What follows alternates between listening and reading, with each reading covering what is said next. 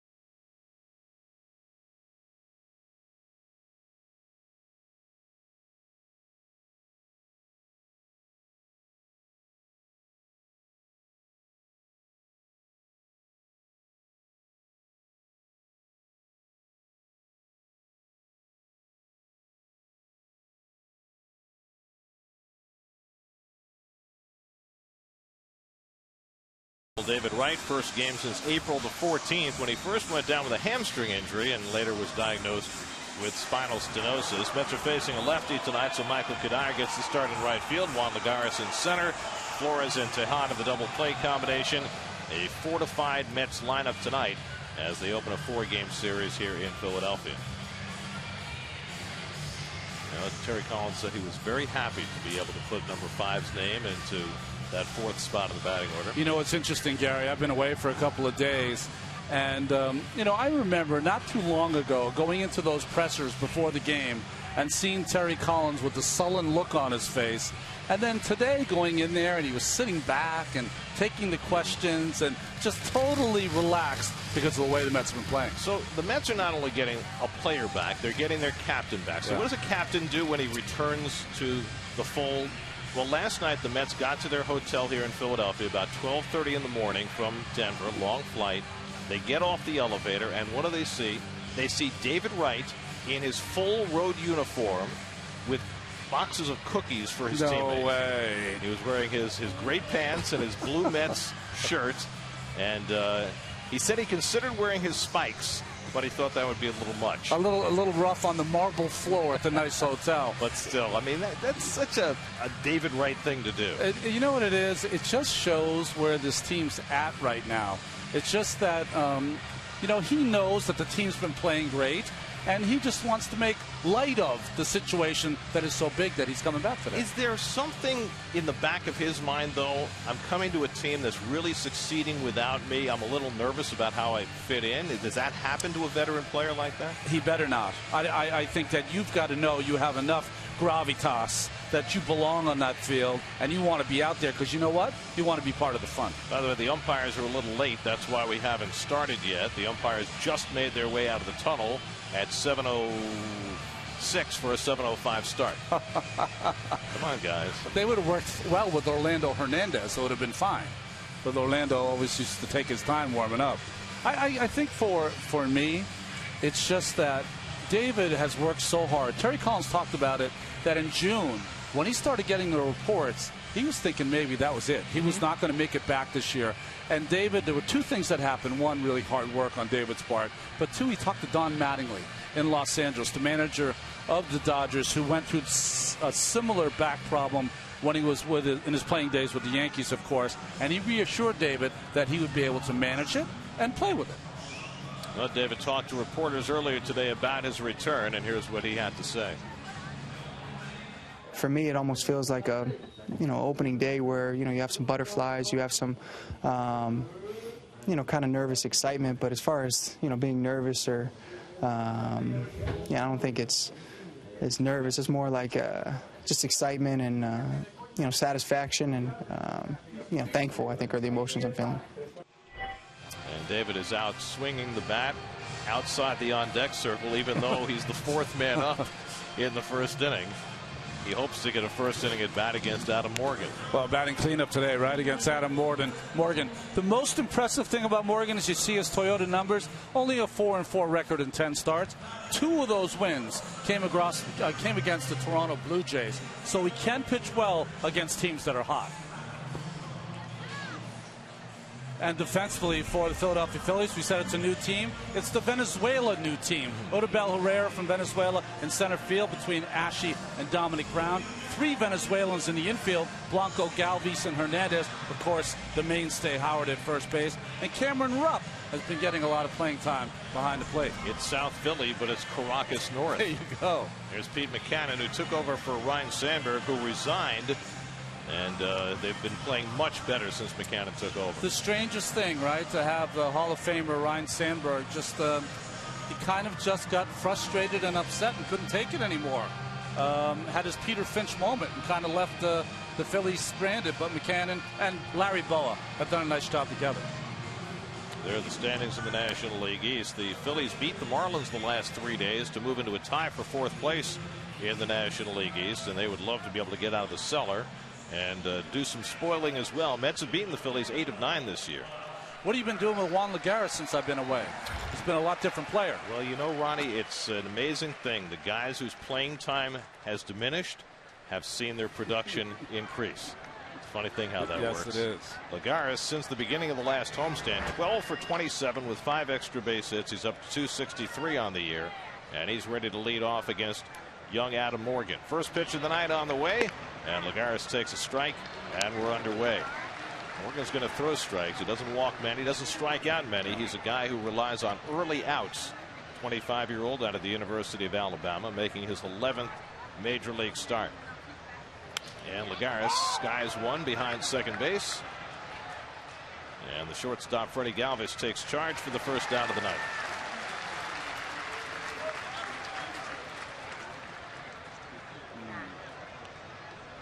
So 1 out and nobody on. Now Daniel Murphy. Murph 7 for 17 on this road trip. It's about every Met fattened up in Colorado over the weekend. Well, you see the front of right in front of the plate. The grounds crew today put a lot of water right in front of home plate. Why? Want to make it soft. Adam Morgan likes to get the ball on the ground, gives up a lot of ground ball outs. Spots the fastball outside for ball one. He also has the rosin bag almost completely on the back of his hat. If you look at his back of his cap, it's got all rosin on it.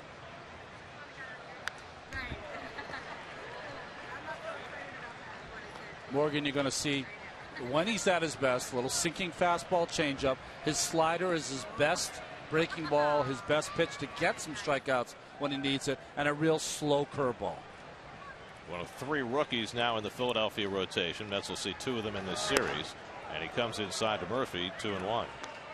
Murph over the last 17 games hitting .338. He's driven in 14 runs in those 17 games. Yoenis Cespedes on deck. Mets scored 33 runs in 3 games in Colorado. And the curveball misses from Morgan, 3-1. Or he called it a late strike, 2-2. Tommy Hallion, the home plate umpire. It was a good slider there from Morgan behind in the count.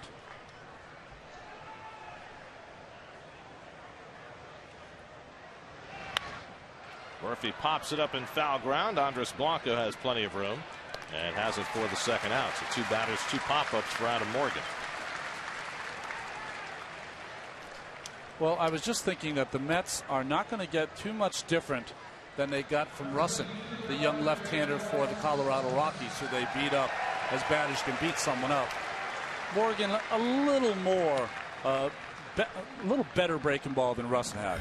Well, Russin gave the Mets fits the first time they faced him, and the second time they hit him about as hard as you can hit a pitcher. Mets are now 15-12 this year when they face a left-hand starter. So here's Cespedes, who had the huge night Friday night. He had a couple of RBIs Saturday before an 0 for yesterday. And he takes a fastball for a strike. And that's about where Morgan's going to sit, 90 miles an hour. Cespedes at .295 for the year, 23 home runs, 34 doubles.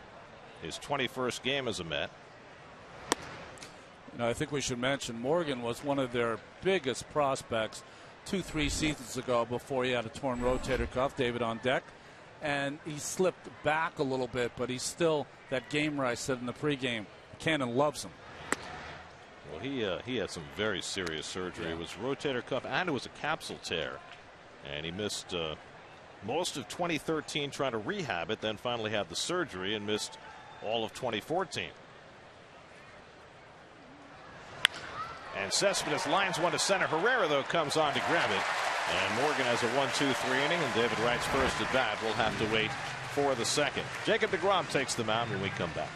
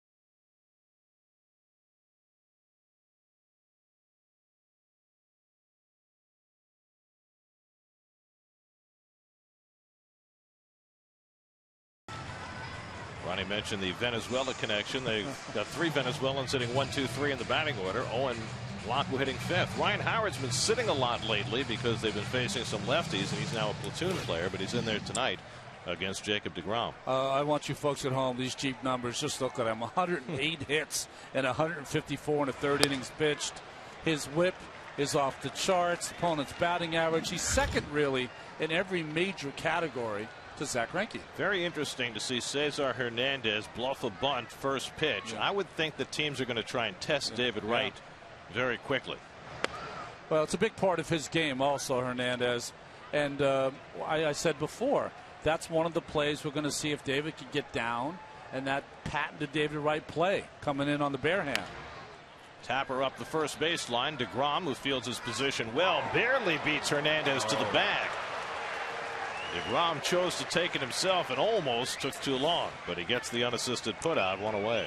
He's laughing, but he took that for granted. That's one thing you don't want to do there. Great speed. Just give a little shovel to Murph and just barely got in front. You know why you don't want to make that play? You don't want the guy to step on your foot at some point. Just shovel it off to Murph. He did beat Hernandez, but only barely. I mean, deGrom's fast. He's not CESAR Hernandez fast.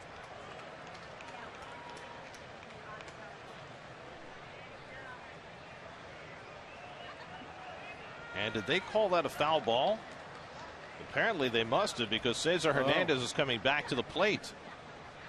Did they say that ball came off his foot?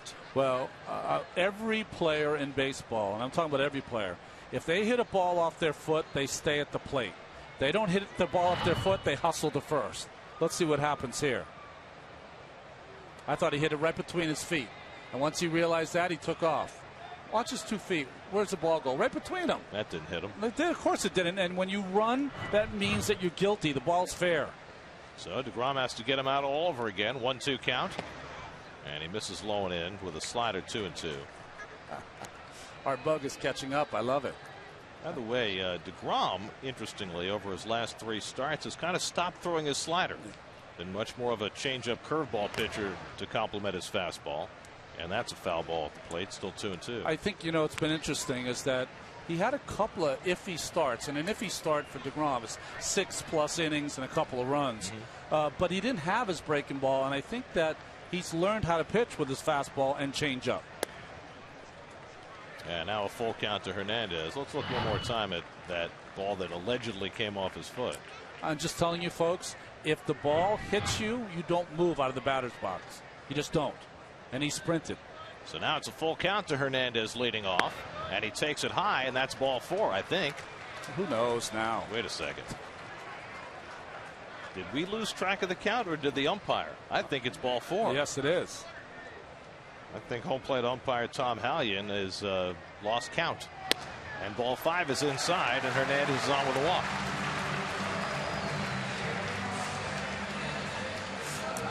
Well, defensively behind deGrom in this evening's game in Philadelphia, you see Lagares will be in center field. It's the Lexus defense. Cespedes and CUDDYER in right field. Granderson gets the night off. Infield, of course, centered around right. Todd and Flores up the middle, and Daniel Murphy at first base, and Travis d'Arnaud catching just about every game now.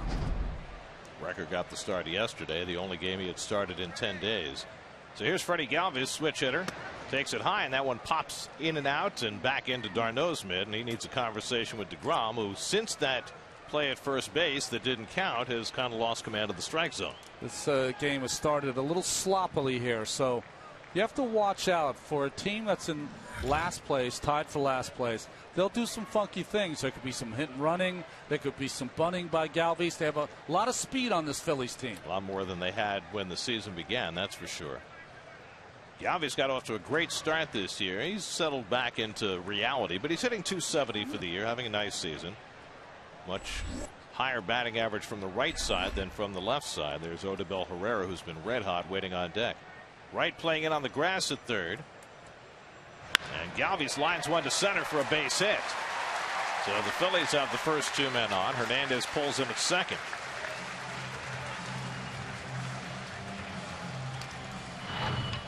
Well, good hitting here by Galvis. Just looked like a little changeup up and away that he hammers to center field. So just as was the case for Logan Verrett yesterday in Colorado, first 2 runners reach base. By the way, what about Logan Verrett? I mean, just as good a pitching. I mean, that's like a shutout anywhere else, right? The first Met ever to go more than 7 innings at Coors Field. That's ever. amazing. That's amazing. 21 years of visiting there. No Met pitcher had ever gone beyond 7 till Verrett pitched 8 yesterday. So here's Odubel Herrera, the Rule 5 pick from Texas, who has really come on the last 2 months. And he's up there looking to bunt. Well, you got Ryan Howard waiting on deck. Herrera's hitting .366 in his last 43 games. That's very surprising to see. It's a surprise play, Gary. We haven't seen the third hitter try to bunt since Carlos Beltran in the day. Well, that's drawn right a little closer in at third base. Hernandez at second, Galvis at first, and nobody out. And Herrera set to swing and goes after the curveball, and it's 0-2. Well, 2 breaking balls now by DeGrom to Herrera. So you know what the scouting report is already. Herrera just 23 years old, and nobody knew whether he was going to be able to stick with the Phillies this year, whether he could play the outfield. He's hit. He's played well defensively. He's been a very pleasant surprise for this beleaguered Phillies team. DeGrom ahead 0-2, and he sails one. Well, there is Herrera up among the league leaders in batting average in August, presented by DraftKings. Play daily fantasy baseball for free on DraftKings.com. Enter promo code NYM for free entry.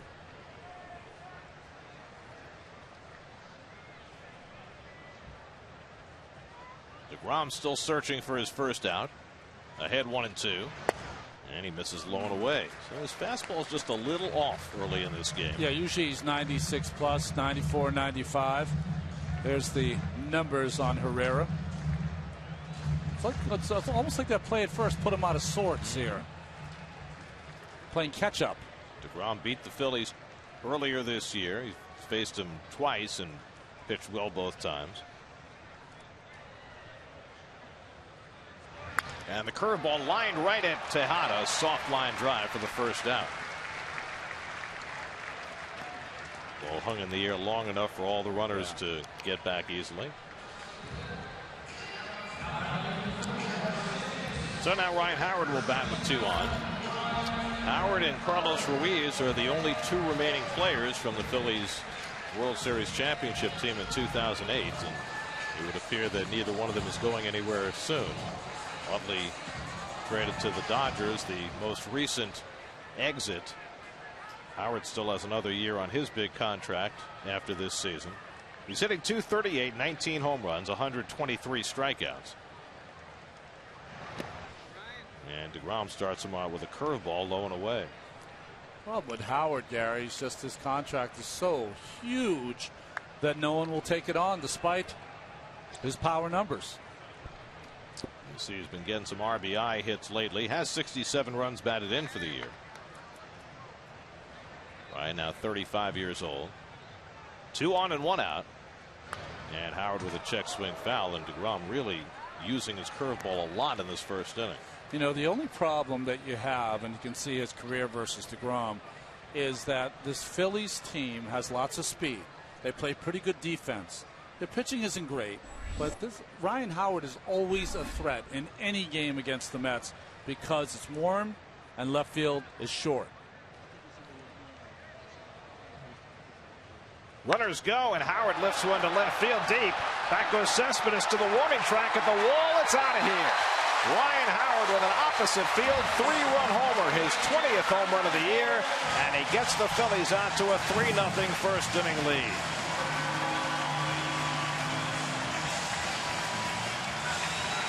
Well, we have seen that so many times over the years, have we not? Ryan Howard in this ballpark going the other way and making it look so small. Well, he tried to tease him with a couple of breaking balls and then just fired one down the middle. And what happens with Howard, he might have more power to left field than he does on the pole side. The 13th home run given up by Jacob DeGrom, and this is a no-doubter. So Howard has been sitting for most of the last week. It's a 3-run homer in his first at bat. And now Andres Blanco playing third base right now takes a strike. Well, he just blocks the ball when it's out there, and he's so strong, hits it so late. 20 home runs now, 70 runs batted in.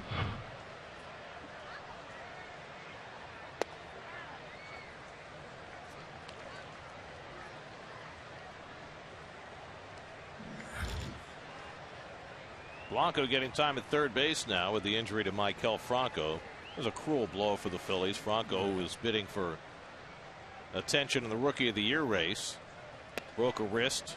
Hopes to come back before the end of the year, but it's not likely, and so they've got a mix and match now at third. Blanco will play there some, and Kobayashi, who had been the third baseman earlier in the year, will play some there as well. DeGrom ahead on Blanco, 1-2, and the changeup in, strike 3 called. So Blanco caught looking, and DeGrom has his first strikeout. Well, there's the Philadelphia turnaround since the All-Star break. Third in the National League in record, 5th in runs per game after being dead last in both categories before the break. Your lows never stop improving. And the Phillies certainly have. So 2 out now, Kobayashi. And that one goes to the backstop. Ashley's made the transition from third base to left field after a stint in the minor leagues. That was to make room for Franco.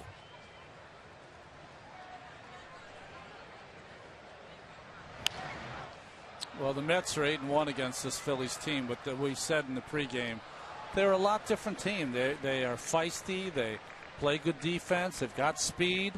You know, they're a different team under McKinnon than they were earlier in the year under Sandberg.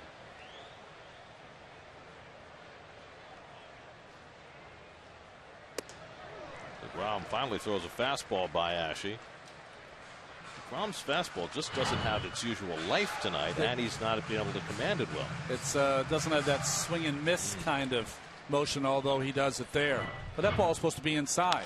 That's pulled into right field, a base hit. Chased toward the line by CUDDYER. Ashe will try for 2, and he makes it safely. A 2-out double for Kobayashi, his 20th double of the year. Well, he threw the fastball right by him, then came back with a breaking ball. So a ball that he's late on, he decides to come back with the breaking ball, sped up the bat. And good speed by Ashe as Dan Warthen's going to come out. Just caught the corner of that first base bag. Good hustle by Ashe. Third hit of the inning for the Phillies, and that'll prompt a visit from Dan Warthen to Jacob DeGrom, who clearly is not on top of his game. But you go back to the first batter of this inning where DeGrom thought that he had an out, didn't get it, walked the hitter Hernandez, and everything's tumbled down from there. You know, I was harping on that he had a little grin, and you don't like to see that because you know, he didn't make the right play. That's all right. It should have been an out anyways. Bad call by the umpiring crew in my estimation.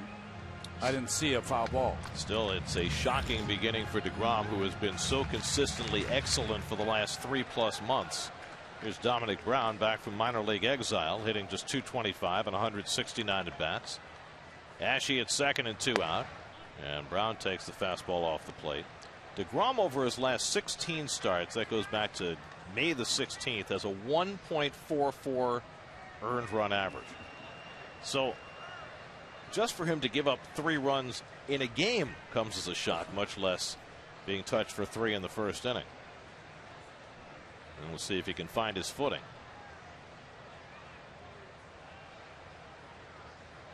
The way the Mets have been scoring runs lately, 3 runs doesn't seem like nearly the obstacle it might have been 2 months ago. 2 months ago, the game's over. I mean, really, that's the reality.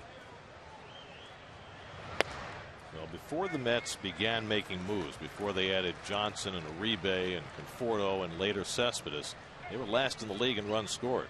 Since then, they're first in the league in runs scored. So it's a very different feeling, I would think, if you're a pitcher and you put yourself in this early hole. Well, sometimes, though, when you're pitching for a team that doesn't score a lot of runs, there's more panic in the way you pitch because you know you can't give up one more. Reminds me of what Clayton Kershaw said yesterday. He said maybe it's time to panic. Yeah. People keep saying Dodger teams lost 5 in a row. Yeah, no need for us to panic. We're still in first place. Well, Kershaw said maybe it's time to panic. So now it's 3-0 to Dominic Brown. Cameron Rupp, the number 8 hitter, the catcher, on deck. DeGrom's already walked one in the inning. Swinging 3-0 and not catching up. But still troubling to look at those velocity numbers on DeGrom's fastball. Well, you just saw the Mets skip Matt Harvey to get him a little life back in his arm. Jacob's going places he's never been before either. 154 innings this year coming into the night. And that's a strike, 3-2. Well, DeGrom is pitching on an extra day of rest. He pitched Tuesday in Baltimore, and he was terrific that night. 7 2/3, 1 run, 5 hits. Look at that, 15 straight starts, 3 runs or fewer, trying to keep that intact in what has been a very rough first inning. His 32nd pitch coming to Dominic Brown, and the curveball in there, strike 3 called. Inning finally comes to an end. So 2 strikeouts for DeGrom, but a 3-run homer by Howard. Now David Wright gets his first at bat when we come back.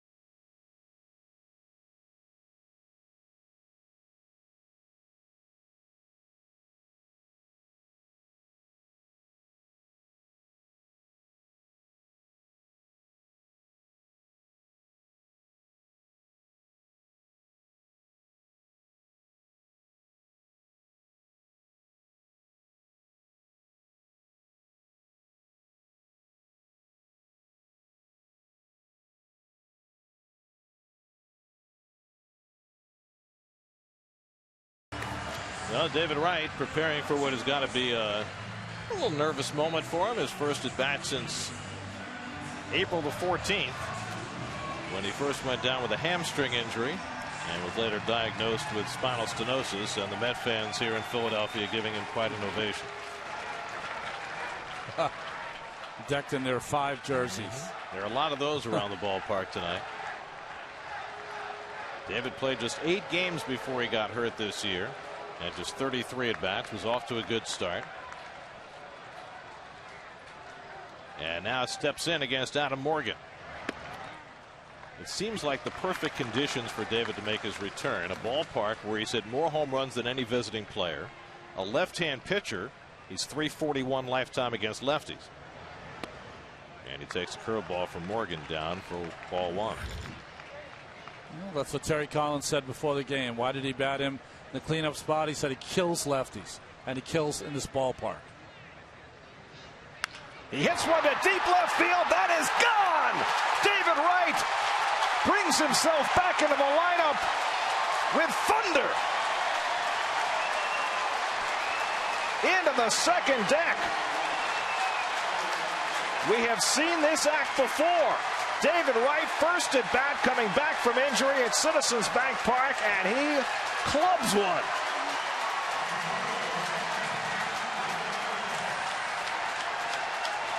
Unbelievable. 2012, he came back from a thumb injury. His first at bat, he went deep against Vance Worley, and now his first at bat after 4.5 months on the sidelines, and he takes one deep against Adam Morgan, and it was crushed.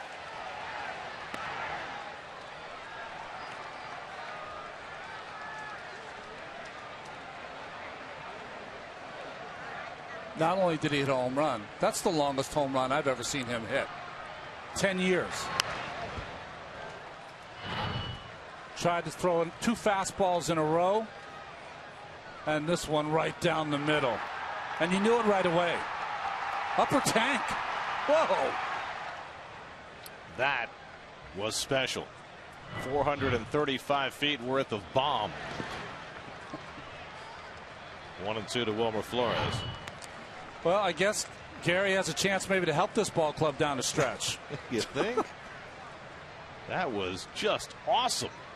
His 20th home run in this ballpark, more than any visiting player.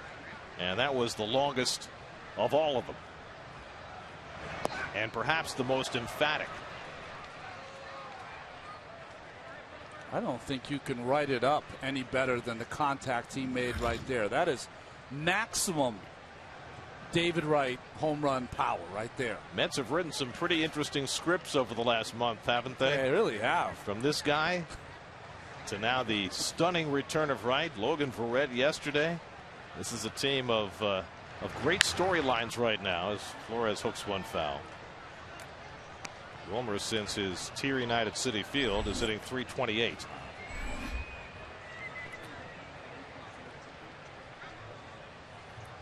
Well, it was April the 14th that David played his last game this year. 3 years ago, it was April the 14th when he made his return from a thumb injury, and nobody thought he was ready to play as Flores strikes out for the first out. And he stepped back into the batter's box after being penciled into the lineup by Terry Collins. First at bat against Vance Worley, out of sight. And this one was straightaway central, off the ivy. Showed everybody his thumb was okay, and now showing everybody that spinal stenosis can be overcome. Wow. Here's Travis d'Arnaud. The former Phillies prospect takes away for ball one. Always special for Travis to play against the Phillies, who drafted him, traded him to Toronto for Roy Halladay, and then the Mets got him in the deal for R.A. Dickey. 2-0. d'Arnaud didn't play yesterday, had 2 doubles, 2 RBIs in the game Saturday in Colorado, hitting a .260 on the year. And Morgan keeps it away from him, and it's 3-0.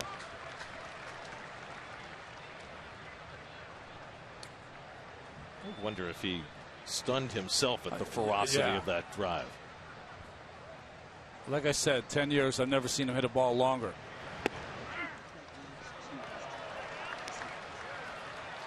I mean, there's so many questions about a guy coming back with the kind of condition that David has. For him to do that, the first opportunity he has, what do you suppose his teammates are thinking? Well, I think the important thing is that his teammates are like, you got to be kidding me. I mean, he's been in physical therapy all summer. First game he comes back, he takes his my place, Uribe saying, and he goes deep, hits the ball over 400 feet. But I think even more important, to David. That David can get in the batter's box after all that hard work, and the result is immediate. 3-2 to d'Arnaud. And Travis hits one out to center field, hit pretty well, but Herrera gets back and grabs it on the warning track for the second out. And, you know, there was so much conversation about how much time it would take David to get ready, and he had only played in the Florida State League, and he had only hit singles during his rehab in the Florida State League. I guess none of that matters. Well, you know what I find interesting is that before the game started today, folks, Gary's doing his research, and he started doing the research on the home run off Vance Worley. And all I thought to myself was, boy, it's interesting. He's doing that research. It only works if David hits a home run in his first at bat. And it's just amazing that he did that. You have to be prepared, and you always are. And it came to pass. Well, I'm sure it went through David's mind, too. Oh, yeah. Right? I've been here before. This is a pretty good setup for me. Good players, or great players, have a great sense of timing. They always have. They always will. Well, in this case, he takes a little edge off the Ryan Howard 3-run homer to get the Mets on the board. CUDDYER hits one over the bag. That's a fair ball going off the sidewall. It's touched by a fan, and CUDDYER will go to second base with a fan interference double. Well, it really didn't matter because the fan played it, but also the young lady who sits out there was going to play the ball anyway. So it was going to be a double anyway as she sheepishly sits back in her seat. But little change up away, maybe fastball, sorry. And CUDDYER just inside the line. But watch this, played on the ground, but was also going to be played by the ball girl. Right. So it didn't matter. Oops. It happens. Got to watch the umpire. Good job by the umpire. It's Alfonso Marquez showing off his athleticism, making the call. Double Dutch bust. Very good. Now let's see what they're going to do with Tejada here, because you got DeGrom on deck, who's a good hitting pitcher, albeit a left-hand batter. But it looks like they're going to pitch to Tejada, who has been swinging the bat extremely well. On base 4 times out of 5 his last start Saturday in Colorado. CUDDYER at second and 2 down. And Ruben takes the breaking ball inside. It's a little different than we saw earlier in the year with Ryan Sandberg. He used to walk that 8th place hitter to get to the pitcher. Rookie pitcher pitching to a veteran hitter in Tejada. Hitter is swinging the bat well. Met fans trying to get the "Let's Go Mets" chant going, and the Philly fans shouting them down. There wasn't as much shouting down in Colorado. When the Met fans showed up and got their chants going, they kind of had to grin and bear it. This is how it used to be in the mid-'80s with the Philly and the Mets fans. It was brutal in the best sense of the word. You know what I'm talking about. You know, other than a few years in the last decade when the Mets and Phillies were battling it out in the National League East, for the most part, in 5.5 decades of Mets baseball, the Phillies and Mets have rarely been good at the same time. Yeah, one's up and one's down. But we had those delicious few years of overlap in 06, 07, 08, and it really got frenzied in both ballparks. I'd let Tejada swing here. I know DeGrom's a good hitter. 3-0. If he gets a fastball, let him swing the bat. He's swinging the bat as well as he has all year. And he does swing, and he pops it up. And Ryan Howard chugs in under it, and that retires the side. But David Wright writes a little storybook. A 1-1 pitch from Adam Morgan, and Wright crushes it into the second deck in left field. Capitan, my Capitan. Welcome back. 3-1 Philly.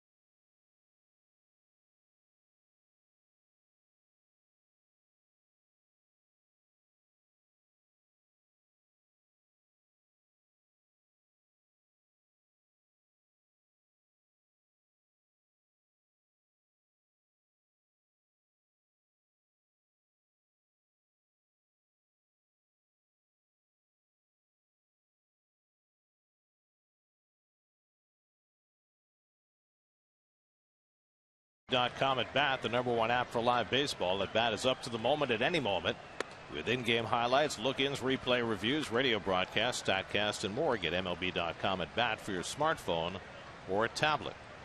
Cameron Rupp leads off the home second, 3-1 Philadelphia. And he drives one to deep center field. Lagares back, takes a look, and that ball is long gone. Into the top of the bullpen. Into the Mets section of the bullpen. Above the Phillies bullpen. That was a monstrous blast by Cameron Rupp, his 6th of the year, to make it 4-1 Phillies.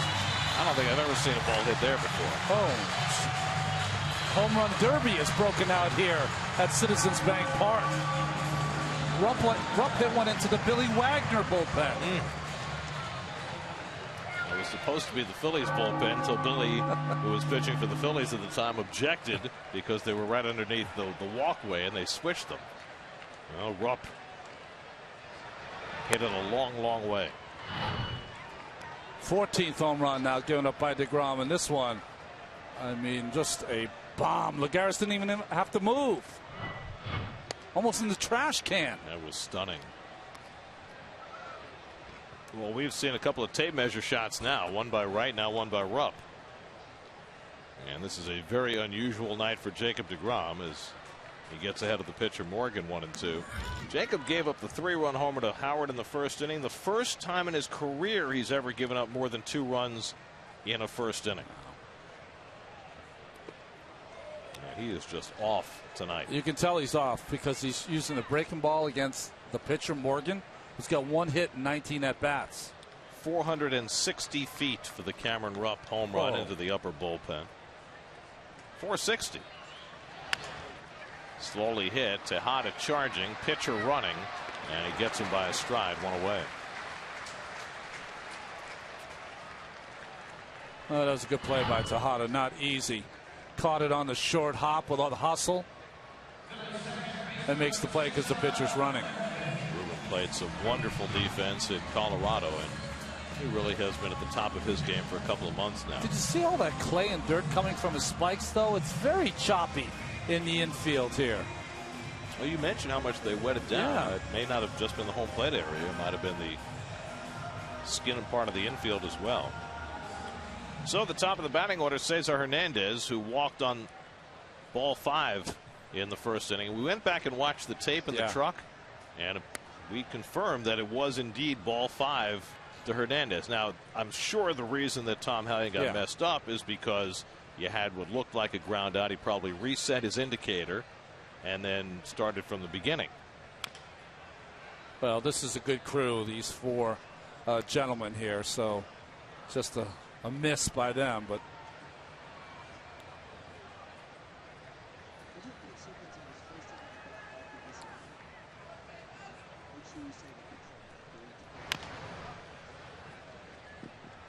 One and 2 to Hernandez. It was Cesar Hernandez who gained playing time when Chase Utley got hurt and prompted the comments from Ruben Amaro saying that Hernandez was the better player, which he kind of had to sort of take back as he goes around for strike 3. And then Utley traded, and now it's Hernandez's job for good. Well, this is that first inning at bat again. Okay, so there's strike 1. There's ball 1. Now we've got the ground out that turned out to be a foul ball, so it's 1 and 2. There's 2 and 2. There's a foul ball, still 2 and 2. There's 3 and 2. And there's ball 4. And now ball 5. 52. So just to confirm what we thought, which was that he got sidetracked a tad. Here's Galvis with 2 out. What do you say when you come to the ballpark? You never know what you're going to see. New rules. Upper deck home runs by guys who haven't played in 4 months. 460-foot home runs by backup catchers. 5 ball walks, and it's only the first 2 innings. Do you know how good my year would have been in '85 if I would have had 5 balls? How many did you walk that year? 100 something.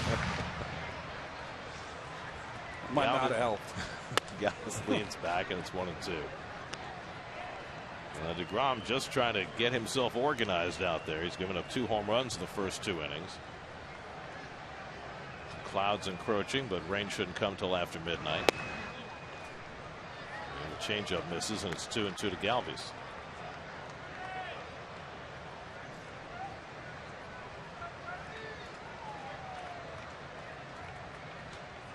Now the 2-2 toward the middle, and a base hit for Galvis. So he came right back with the changeup, and Galvis has his second hit in the first 2 innings. Well, this is as good as I've seen any team take swings off DeGrom. A lot of balls on the nose, contact on a little changeup away, and he's not fooling anybody so far. 5 hits now by the Phillies, 2 of which have left the ballpark. So Galvis, who has 8 stolen bases this year, on at first with 2 out. And now Odubel Herrera, who lined out to short his first time up.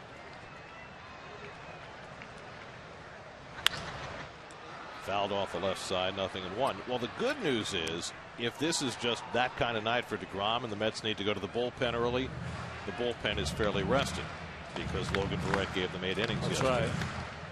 The bad news is that the Mets are 1 shy in the bullpen because Logan Verrett pitched yesterday and they kept him around, but he won't be able to go back to the mound until probably Thursday in a relief role.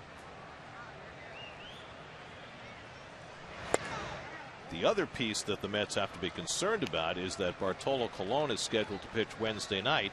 Remember, he got hit on the wrist while trying to bunt, and it's still a little iffy whether Bart's going to be able to take that start Wednesday night. That wrist has stiffened up a little bit over the last couple of days. So nothing's easy. That's hit sharply and past a diving Flores. Around second, trying for third is Galvis. The throw coming in from CUDDYER, and he's out at third. Michael CUDDYER guns down Freddie Galvis. And that ends the inning. Beautiful one-hop strike from CUDDYER, who has played mostly left field this year. Back in right field where he spent the last few seasons, and he makes a perfect throw to his buddy David Wright, who gets the tag down and gets DeGrom through the inning.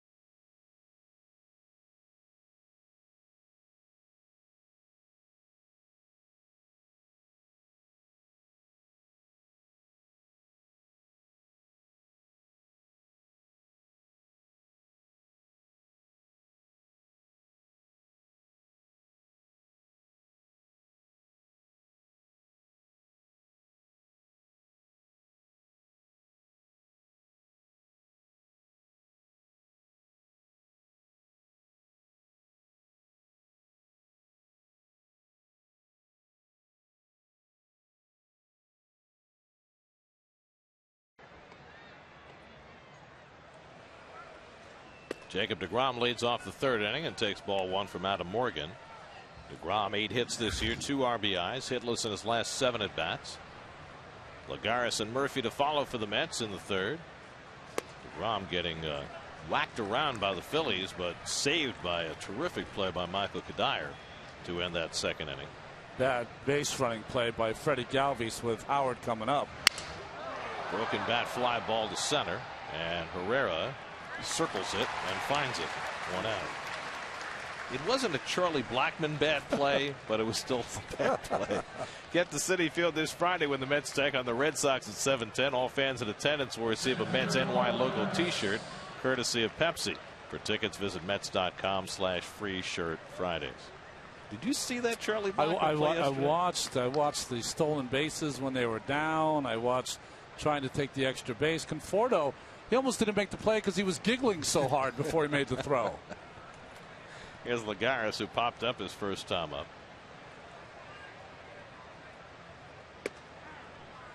And Morgan gets the fastball in for a strike.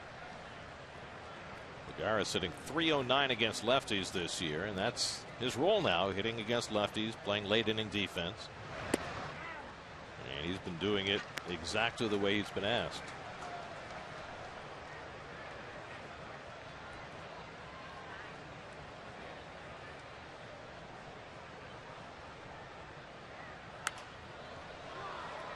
Jam foul. Yeah, Morgan, if he's going to be effective against this Mets lineup, he's going to have to get the Mets out inside the right-handers. He's thrown 2 consecutive ones to Lagares. See his left-handed, right-handed numbers for Juan. And then he goes away with the soft stuff or the slider. That's hit in the air to deep left field, right down the line, headed toward the seats, and it's out of here! Juan Lagares with a home run. His 5th home run of the year. So the Mets fighting their way back with a couple of home runs. There have been 4 home runs hit in the first 3 innings of this game. It's 4-2 Philadelphia. And this is playing like the Citizens Bank Park bandbox we remember. Well, you can't really fault Adam Morgan here. It's a pretty good pitch. But we know that Juan Lagares with 2 strikes is a good bad ball hitter. And this ball didn't have a lot of break on it. Hit out in front and wrapped it around the foul pole.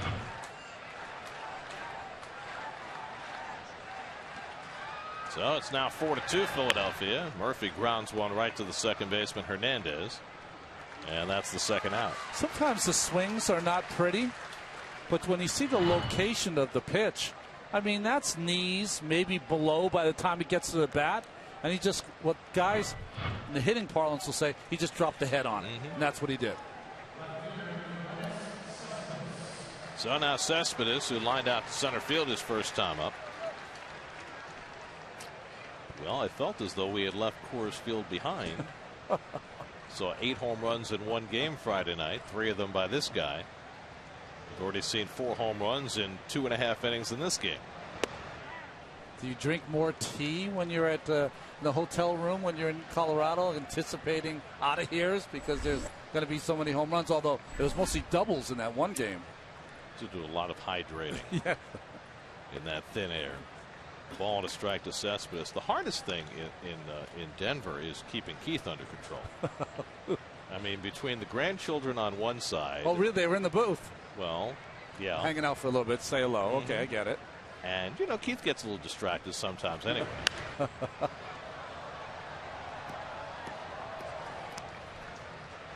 think we were in the 7th inning yesterday. He was planning his vacation. Very, very nice. Well, 5-1 that's about as dominant a game in a game at Colorado where there's never a dominant game. Airtight. Yeah. It's airtight. Yeah. 1-2 coming, and Cespedes goes down on strikes. Strikeout number 2 for Adam Morgan, but the Mets inch closer again with the long ball. This time it's Juan Lagares hooking his 5th home run of the year. Middle of the 3rd, Phillies 4, Mets 2.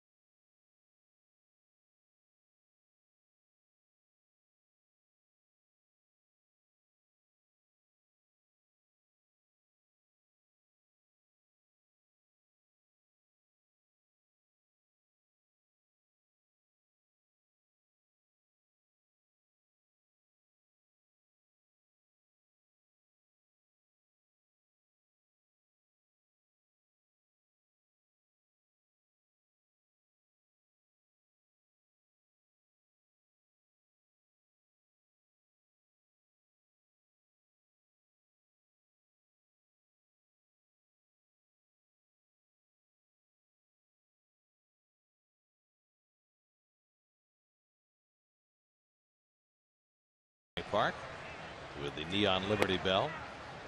As Ryan Howard takes a strike from Jacob deGrom. Howard took one the other way for a 3-run homer his first time up, his 20th home run of the year. Phillies have gone deep twice tonight against deGrom in the first 2 innings. There's the good curveball from Jacob, and it's 0-2. Howard, Blanco, and Ashe for the Phillies in the third. Each team has hit 2 home runs early in this game.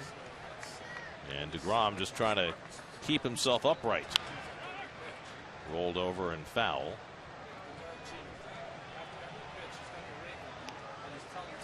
Ryan Howard with his 3 RBIs tonight now is 1,128 runs batted in. That is second all time in Phillies history, second only to Mike Schmidt, passed by Del Ennis over the weekend.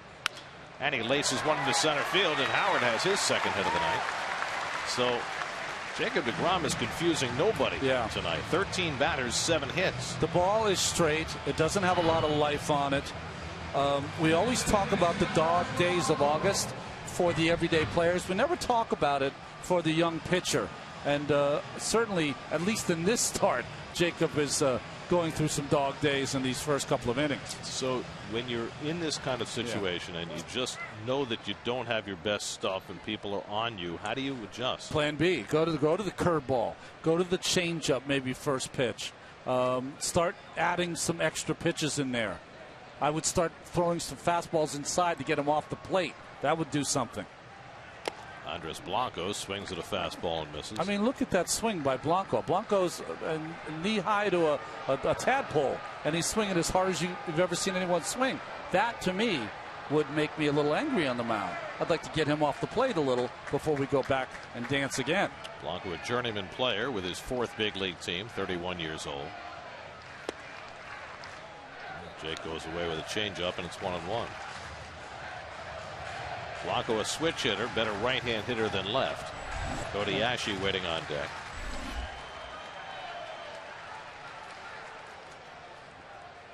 I got a question for you, Ronnie. Yeah. Why in the world is Murph holding Ryan Howard on first base? Yeah, he should be behind him, especially a left-handed hitter up. Howard is going nowhere. Remember a few seasons ago had that just awful Achilles tendon injury on the last play of the season for the Phillies in the post. I mean, unless Murph is concerned that Blanco is going to be bunting. And he loses his bat, and Murph tried to catch it. That was such a Murph moment. He reached out his glove like he was going to catch the bat. Murph. He's priceless. We'll have to ask tomorrow because here's Murph. That was just a fake. Oh, look, he was faking. He also did the fake. Was he Roger Clemens? No, he's trying to get Juan Samuel with the fake. Murph. He should, though, be playing behind him. I think someone on the bench is falling asleep. There's no way he should be playing in on Blanco. Well, especially with 2 strikes now. And Blanco takes one the other way foul. Watch the fake, see? But Samuel had to get out of dodge. Here's Juan Samuel. Looks like he can still play.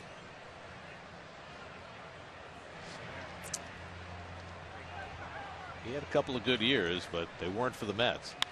Pulled down to first and right under Murphy's glove and into right field. Howard stops at second. He could have easily gone to third. Now he'll take off for third, and going back to first is Blanco. Well, that's where playing in can hurt you. Murphy unable to make the play as it skittered right under his glove. Well, we made the call. If he's back another 6, 7, 8 feet, it's an easy play. That ball just beat him. I don't know what Ryan Howard was doing. Maybe he thought that the play was so easy that Murph was going to make it. And then he realized he didn't and proceeded on to third base.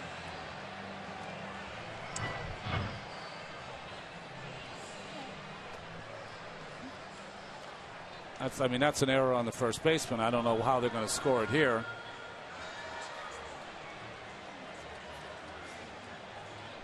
Well, Dan Warthen out to speak to Jacob again.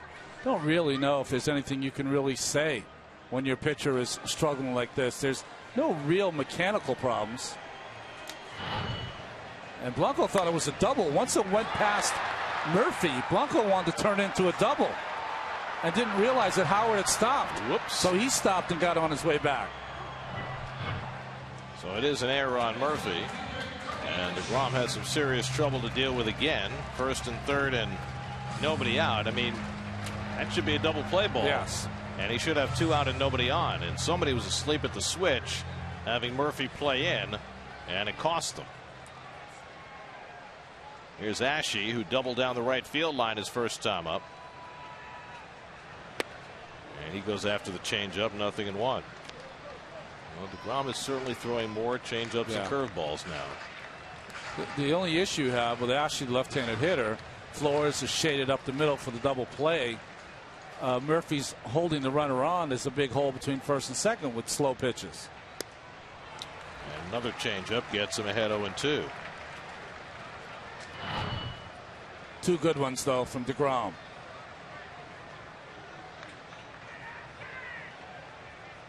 Ashe lost his third base job to Franco. Learned to play left field this year. Maybe that DeGrom has to use that fastball as a show-me pitch only tonight. He's ahead 1-2. If he wants to use a breaking ball, bounce it. Get yourself a strikeout. 1-2 coming. And he fouls back the fastball.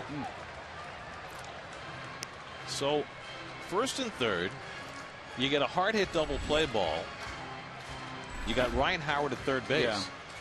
You could think about it. I've seen it done by, remember Christian Guzman? He used to play for the Nationals Twins. He used to do that all the time if there was a slow runner at third base. That's a bloop right to the shortstop, grabbed by Tejada, and everybody gets back. I've seen the Mets, they turned a triple play on a play like that with Barry Bonds at third base. Okay. Bonds was thrown out at the plate and the back end of a triple play. So ball hit hard, they turned a double play, and the runner on third decides to go home a little later than he should. Okay. Well, and the way Howard's running, it takes him a while to get started. You could have seen that happening, right? I was talking about Guzman. He got a one hopper to short double play ball. The runner was so slow he threw it home instead. Got the runner out. Now first and second, 1 out. Here's Dominic Brown, and he takes the first pitch changeup for ball 1. Brown called out on strikes his first time up. Cameron Rupp, whose shot may have come down by now, is on deck.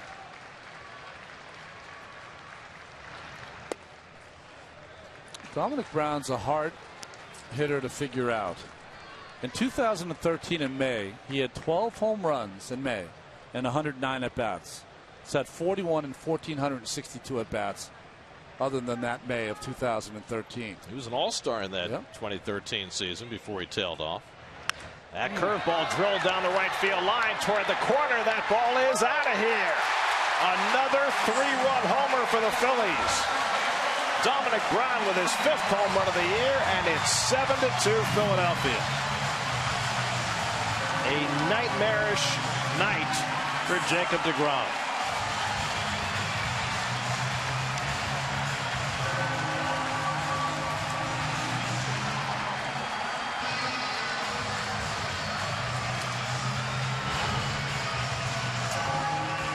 Well, just a hanging breaking ball right down the middle to Dominic Brown. Murphy's able to make that double play. Then he had the ground ball by Ashe. Brown never sees this pitch, but he did, and he delivered. Well, it's been a game of what-ifs for deGrom. The play at first base that turned into a foul ball in the first inning opened up a big inning. An error here opens up a big inning. And now it's 7-2 Philadelphia. 3 Phillies home runs in the first 3 innings, 2 of them with 2 men on base. And Rupp had the solo shot that went to the moon and back. It's a ball and a strike. Well, how far do you go with deGrom? Sean Gilmartin's going to get up quickly. I would be done already. I would have gone and got him. I just think that, you talk about pitches under duress. When you're throwing pitches like this where everything's out of sync, when I look at Jacob, I always think of a metronome. When you're playing an instrument, he has great rhythm. Does not have it tonight. Take him out. 2-1 changeup to a right-handed hitter. How many times have we seen that pitch this year? Once, twice? Well, we've said this before. Just as managers manage to the pitch count on the high end, they tend to manage to the pitch count on the low end. In other words, he's only thrown 74 pitches. I need to leave him in there. Well, that's not the way it used to be. That's why you have Sean Gilmartin, Carlos Torres, and others. They can eat up these innings when he's got this struggle. And there's ball 4, and Rupp is on. And now you got the pitcher coming up. Well, you're probably going to let him pitch here because he's your best fielding pitcher against the pitcher who's going to be bunting. There's Gilmartin. Gilmartin pitched very well in the Friday night game in Colorado behind Bartolo Colon and wound up being the winning pitcher in that game. Here's Morgan, who grounded out his first time up, and he bunts one in the air, and d'Arnaud picks it off for the second out.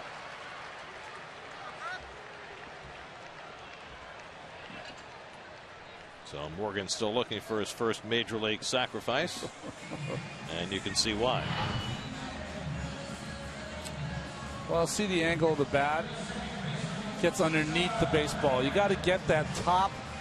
You got to hit the top of the baseball. You got to make sure it goes down. Now, not easier said than done, but. So third time around the batting order now for the Phillies, already here in the third inning. Hernandez has walked and scored and struck out 0 for 1. Rupp at first and 2 out, and that kicks away from d'Arnaud, and that'll send Rupp to second. So a wild pitch for DeGrom, adding to his ugly ledger. First pitch changeup, he bounces it in front of the plate, not even close. Well, Terry Collins trying to nurse DeGrom through this third inning, but nothing is coming easily tonight for Jake. 7 runs, 8 hits, 3 home runs, tossing a wild pitch. And the fastball misses high, 2-0. Well, you have to think if he doesn't get Hernandez out, he's got to be out of the game. Gilmartin's had plenty of time to get ready. Galvis has a couple of hard hit balls.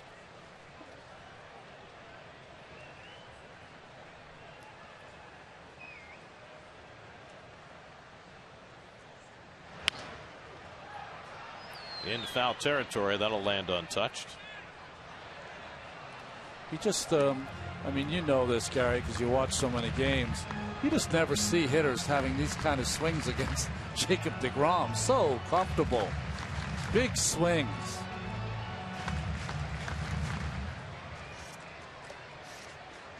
I hope it wasn't the cookies. It's right. Too much sugar at night. Couldn't go to sleep. I think the name of the bakery where David got the cookies, as a matter of fact, is called Insomnia. Oh, no way. Yeah. Great name, though. Great name. Great cookies. David might want to choose another bakery next time. It worked for him, though. Well, so far. 3-1 to Hernandez. And he takes a strike, 3-2. Another off-speed pitch behind in the count, and you can see DeGrom just trying to figure out, what do I have to do? I mean, it's the third inning. He's taking big, deep breaths.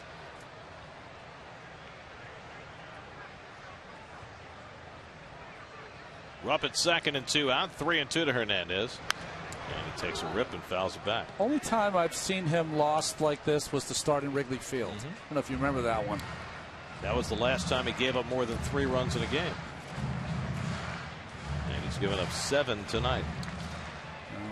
We get spoiled up here and at home with these guys who just grind it out every 5th day, but it's going to happen once in a while. It happens to all the good ones. And there's ball 4. Hernandez is on, and Terry Collins is heading for the dugout steps, and he's going to pull the ripcord. So a rare clunker for Jacob deGrom, and it was every bit of that. He issues his 3rd walk of the night. He's given up 7 runs and 8 hits. And he will take his exit after 83 tortured pitches tonight. Call to the bullpen brought to you by Verizon.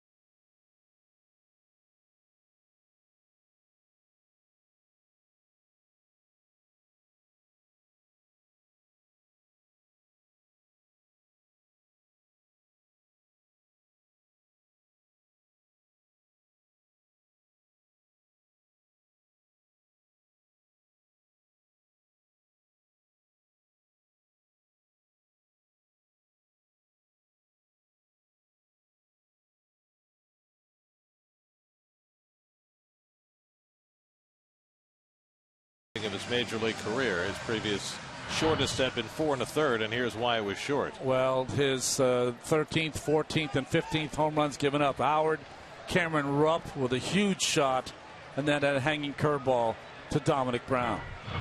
So Sean Gilmartin will come on in relief of DeGrom, who can only sit and watch now. Freddie Galvis up with 2 out and 2 on. Galvis already 2 for 2 tonight. And he takes the curveball from Gilmartin, knocked down by d'Arnaud, ball 1. Gilmartin did a pretty nice job on Friday night behind Cologne. Went, he got 7 outs, struck out 3, only gave up a run, which is pretty good in Colorado. Gave up the RBI triple to Nick Hundley, and then great play by Curtis Granderson to throw out Hundley at the plate to keep that game tied, and Gilmartin wound up the winning pitcher when Cespedes put the Mets back in front with his 3rd home run. Rupp at second, Hernandez at first, and 2 out. 3 runs home in the inning, and Galvis takes a strike, 1-1.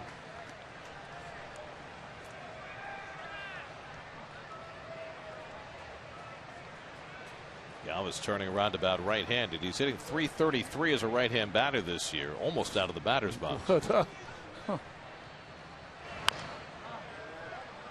Well, every hitter has kind of his trigger, and his trigger is to stay open as wide as he can, and right before the pitch is delivered, he squares up. But I don't know if I've seen a foot start open and continue to move back, almost a full foot. Just reminding himself to stay open, kind of like the old Joe Morgan flapping the left arm, right? Stays open, and then, but you have to make sure you square up to the same spot every time. That's not easy. There it goes, almost out of the box.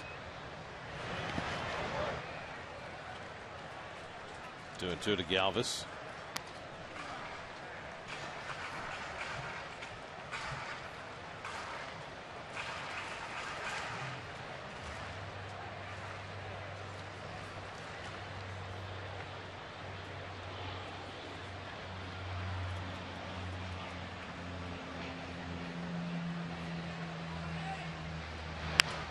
Hit toward the middle of the diamond, run down by Tejada, and he gets the out to retire the side.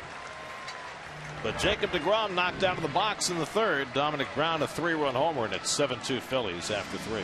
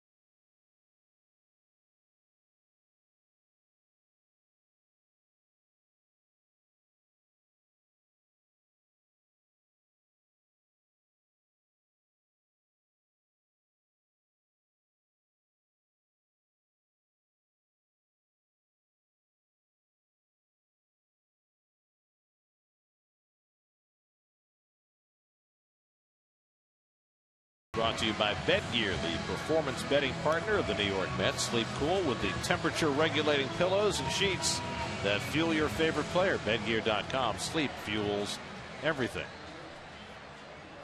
Well, the Met fans have come ready for the return of David Wright. David has already announced his return with thunder. Hit one on the upper deck in left field his first time up, 435 feet away for his second home run of the season, and an emphatic return to action. 20 points on his average. However, the Mets have a 5-run deficit now to overcome, facing the lefty Adam Morgan. And David takes ball one.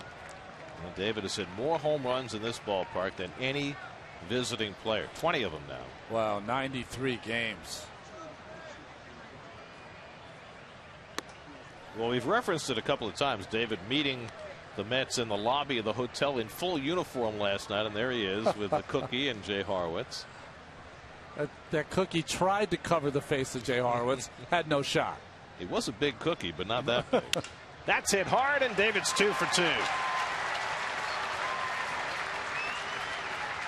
was very interesting yesterday listening to Terry Collins try and temper expectations for David. He said the reports are all good, but he's facing the Florida State League. It's the Florida State League. Well, he sometimes can make big league pitchers look like they're from the Florida State League. Well, Terry addressed that before the game, didn't he? He said that the first game is different than any other game. Your adrenaline is going to be different than on the 5th day back or 6th day back. So David is playing like it's the opening day. Here's Flores, and he tries to hold on the breaking ball at his feet, and he stopped it in time. Flores struck out his first time up. So David is 2 for 2 with a home run. Well, there has been plenty of times that DeGrom has left with the lead and they have not held it. Maybe this is his chance to spit the bit, because the Mets look like they're going to hit Morgan. They've already hit a couple of solo home runs against him tonight, Wright and Lagares. And they've got plenty of catching up to do now. During tonight's game, you can get interactive with SNY Game Day on SNY.TV, featuring pitch-by-pitch coverage, player cards, and in-depth stats. Check out SNY Game Day on SNY.TV, your online home of all things New York sports. Wilmer started the night hitting .306 against lefties. Not quite David Wright territory, but not bad. It was interesting. I was looking up before the game because, you know, facing a lefty in his first game back, you figure that's a perfect spot for David. And I wonder what he's hitting lifetime against lefties. And you said 400. Yes. And it's probably, you know, you expect it to be that because he's had years where he's hit 400 against lefties. I remember the one year, and I'm only saying this because the Mets just came from Baltimore. He was in Baltimore and he was facing a lefty, Mark Hendrickson, and you and I were doing the game, and he came up and I said, I don't think Hendrickson has a pitch that can get him out. He ended up hitting a home run. That's a small ballpark, but still. Flores drives one deep left field, headed toward the wall. It's out of here! Wilmer Flores with a line drive, 2-run homer.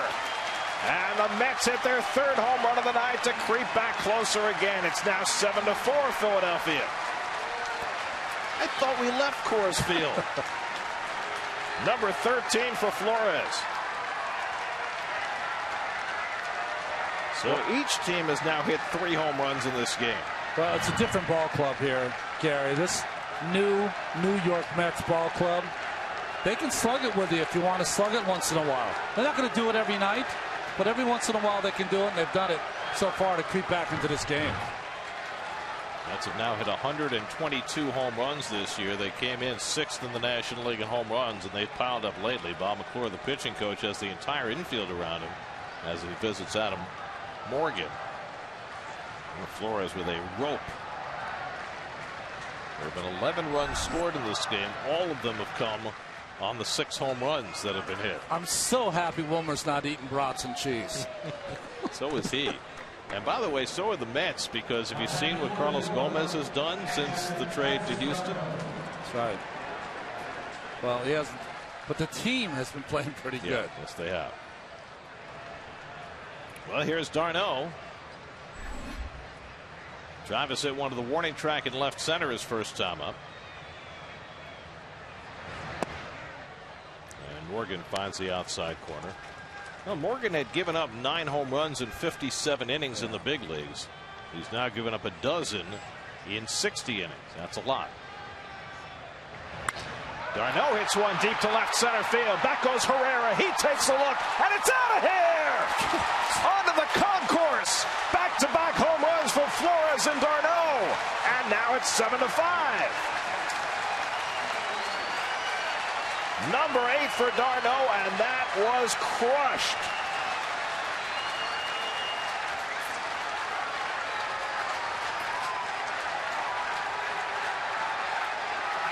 Home run derby at Citizens Bank Park. This is almost like the hitters are coming up and saying who can hit the longest home run here tonight. Wind blowing out, humid, hot, ball traveling. That was Ruppian in its distance. I think he might have outstripped Cameron Rupp on this one. I mean, literally, people who are getting something to eat are in harm's way. That was mammoth. 1-1 to CUDDYER, who doubled down the third baseline his first time.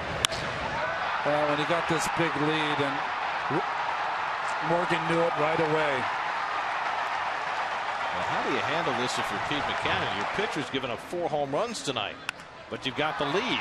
But the way it's going, maybe not for long.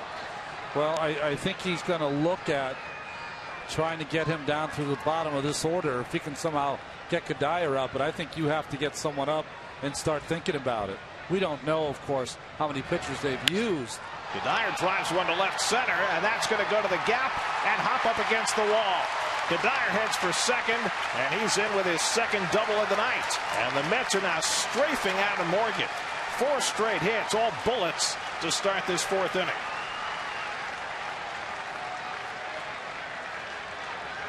I think it's this, Gary. This is just the wrong night to pitch. I mean, every ball is being squared up, hit right on the nose.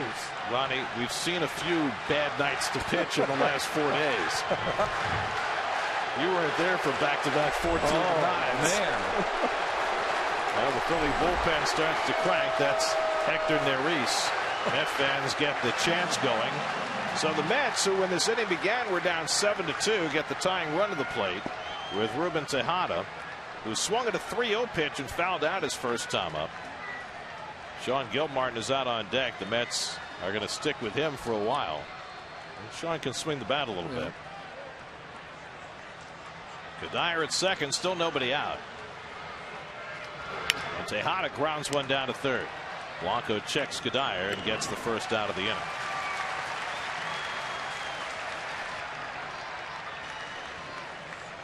So now Gilmartin will take the turn at bat. He had his 1,000 career batting average ended on a terrific defensive play by the pitcher.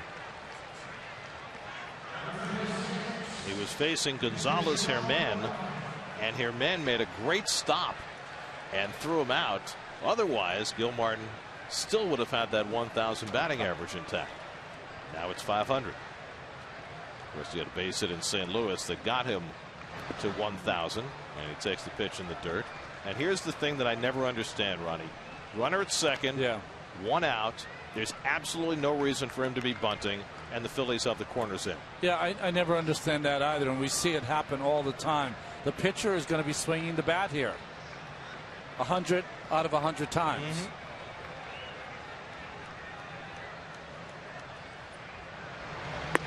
By the way, estimated distance on D'Arnaud's home run, he did outstrip Cameron Rupp, 464 feet. That was a monstrous blast by Travis. Palindromic blast. I want to take that equipment off. He might get another at bat in this inning the way it's going. Gilmartin swings through the high fastball, and it's 1-2. Juan Lagares, who already has a home run tonight, is on deck. Wright, Lagares, Flores, and D'Arnaud all have gone deep in the first 4 innings, yet the Mets find themselves 2 runs behind. Those 2 of the Phillies' 3 home runs have come with 2 men on base.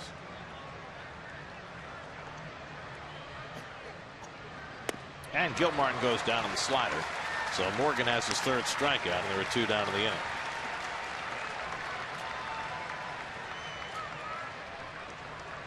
And Pete Mackanin has seen enough.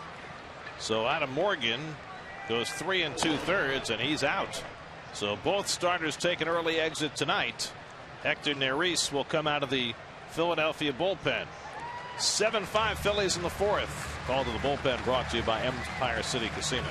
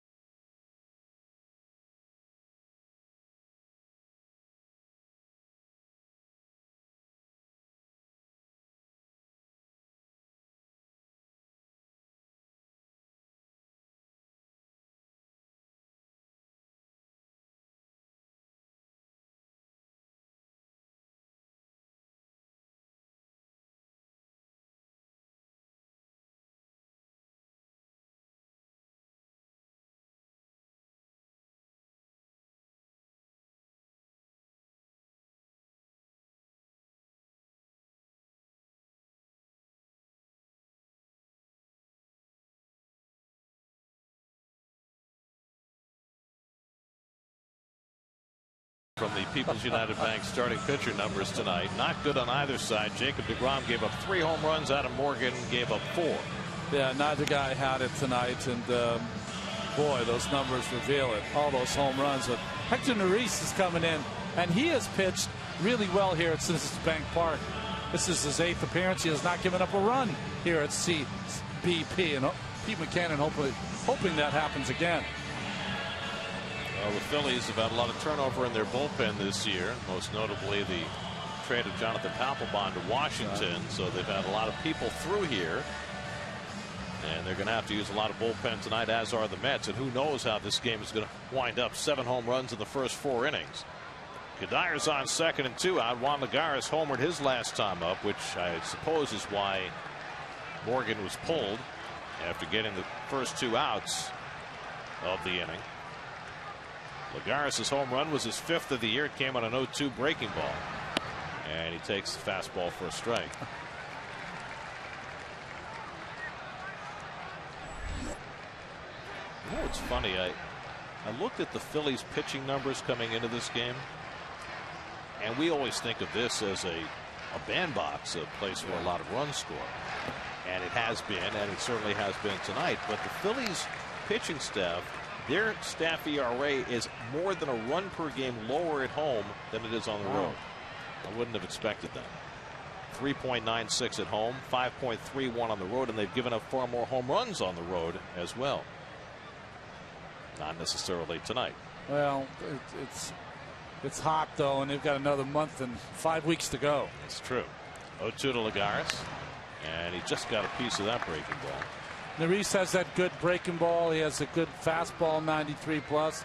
Gary, you tell me he's got a good split finger. I think that was the split finger there.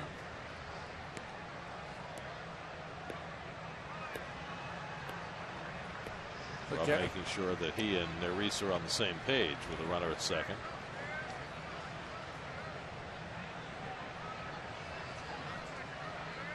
I swear when I pitched, relievers came in, they had no idea who was on base. They were just concentrating on the hitter. I just meant the signs with a runner at second. Yeah. Sometimes that can get a little confusing.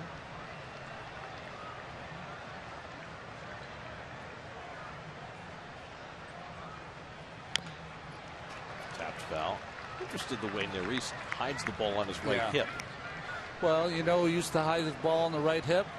Jonathan Papelbon would also hide the ball on his right hip. So we talked about LaTroy Hawkins with the speed-up pitch. Maybe that's what he left in Philadelphia. Yeah, and then a few ill-advised comments, too. But you know what Maurice doesn't have? He doesn't have the stand. That's right. That's a hard one to duplicate. 0-2 to Lagares. And Juan takes a sinker inside. 1-2. Probably a guy that, because he holds it on his back hip, Gary, a lot of guys have problems flying open with that front shoulder. They'll do it by holding the ball behind their hip, but also watch the front foot as he closes it up. He'll almost be facing backwards. He balked there, by the way. The ball's coming. And he strikes out Lagares. Ball pops away from Rupp. He makes the toss, and that ends the inning. But the Mets get closer thanks to back-to-back home runs. Wilmer Flores, a 2-run line drive shot, and then Darno puts one in orbit. 7-5 Phillies in the fourth.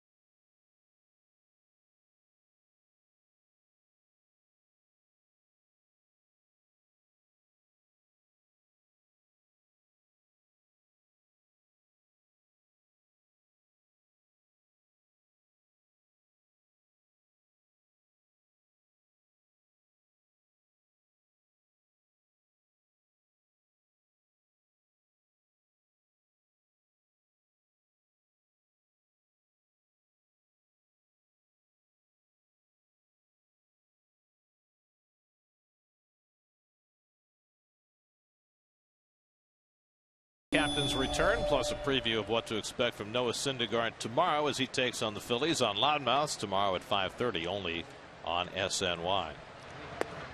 Well, two Rule 5 guys going head to head. Sean Gilmartin pitching to Odubel Herrera. And both having good years. Well, a lot of times a Rule 5 guy is taken. Team has to keep him all year in order to retain his services, but it doesn't work out. Yeah. That was the case with Logan Verrett. Right, he went to the Orioles in spring training. They couldn't keep him on the roster. That's right. He went on waivers to Texas. They couldn't keep him on the roster, and that's how he wound up back with the Mets. But in this case, Gilmartin from the Twins, Herrera from the Rangers, both have stuck with their new teams all year, and both have done well. Herrera 1 for 2 tonight, singled his last time up. And he takes a strike on the inside as he was jumping away, 1-2. Well, there have been 7 home runs in this game in 3.5 innings.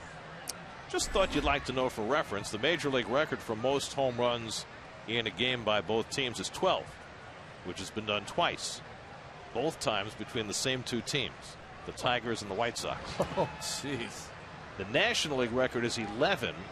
That was in that very famous game between the Phillies and Cubs in 1979 that the Phillies won 23-22. I remember that game. Wind blowing out in Wrigley. Dave Kingman hit 3 home runs in that game for the Cubs.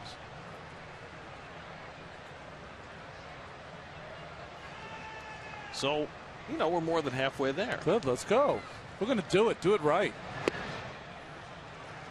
3-2 to Herrera with Howard and Blanco to follow.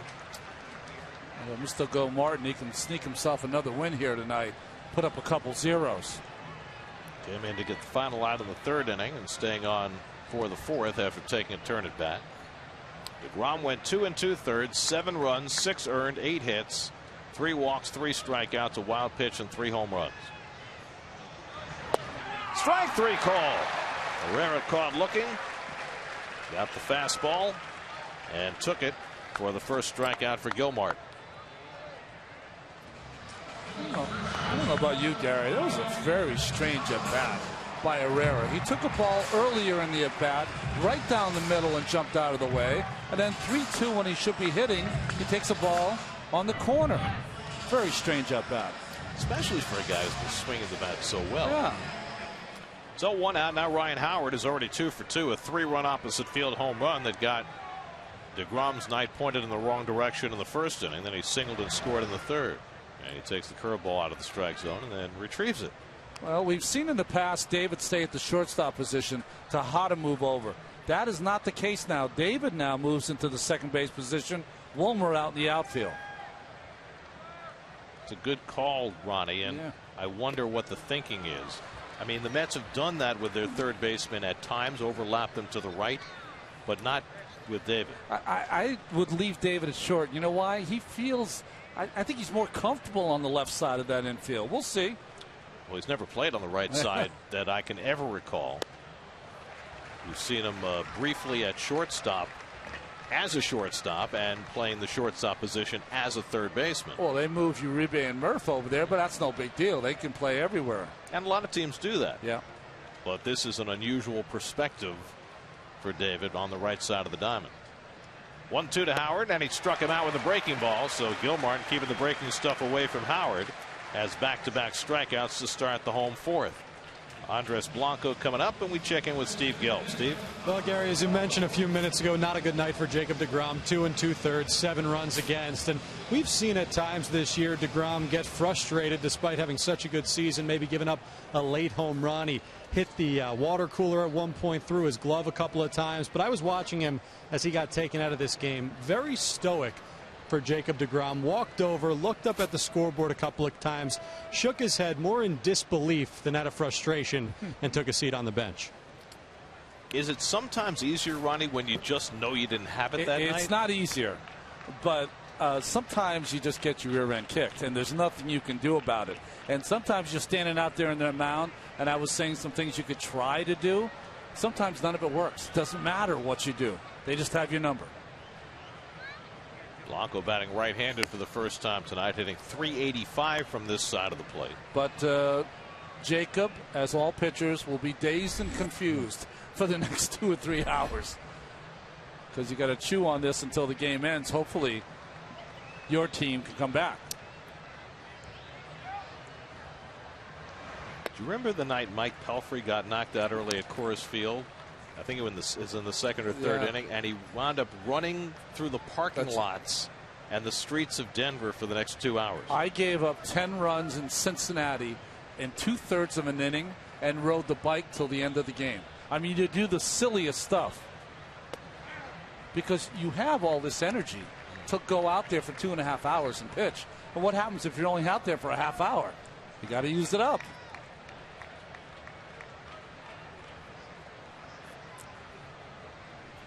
Three and one to Blanco. And he loops one into center. Coming on quickly, Lagares, but it'll drop in for a base hit. So a bloop single for Blanco, a 2-out hit. Hit number 9 for the Phillies. On the way on deGrom, who started the night. Look at this last base hit. Just off the end of the bat, nothing that Lagares could do. On deGrom, he started the night second in the National League with a 1.98 ERA, second to Zach Greinke, and with the blow-up game, it goes up from 1.98 to 2.29, so a significant rise. And right now, that puts him tied for second in the league with Clayton Kershaw, which is not bad company, but not where he wants to be right now. Well, you said it, and I mentioned it when you and I were talking before the game started. that this was a good chance for him to make that push for the Cy Young. This was definitely a speed bump. Big roadblock. Lagares grabs Ashe's fly ball. Gil Martin with a clean 4th inning. 7-5 Phillies after 4.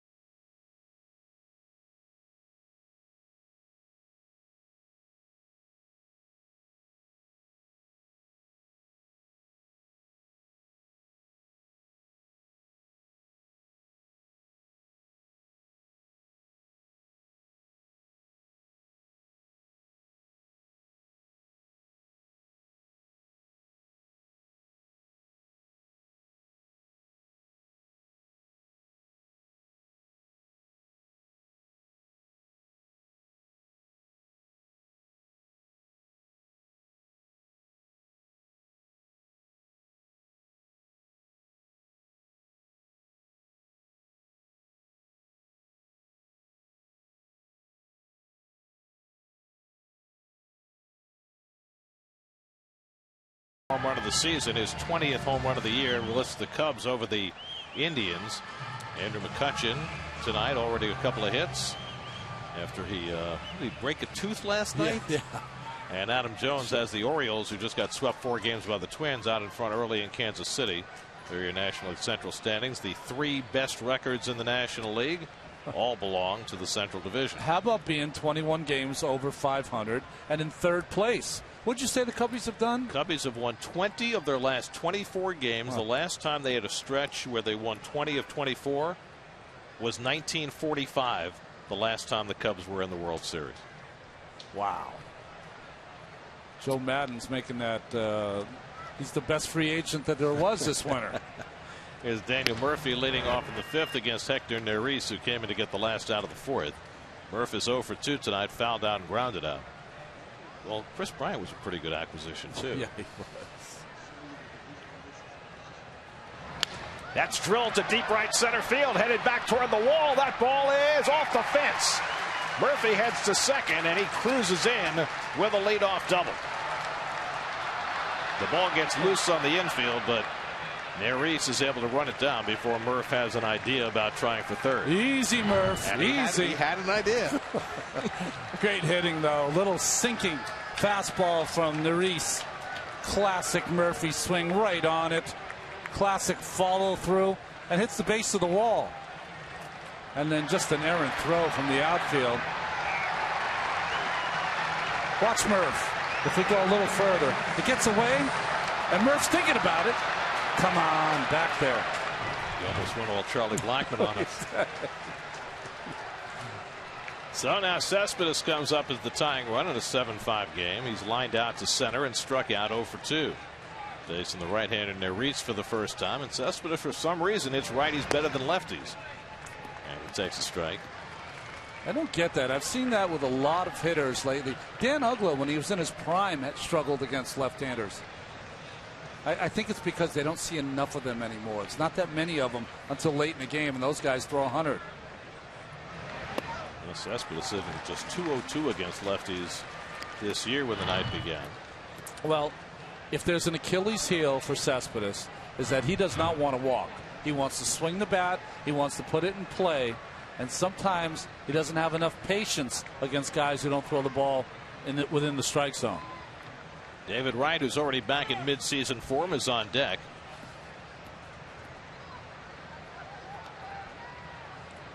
You see the splits just completely backwards for Cespedes.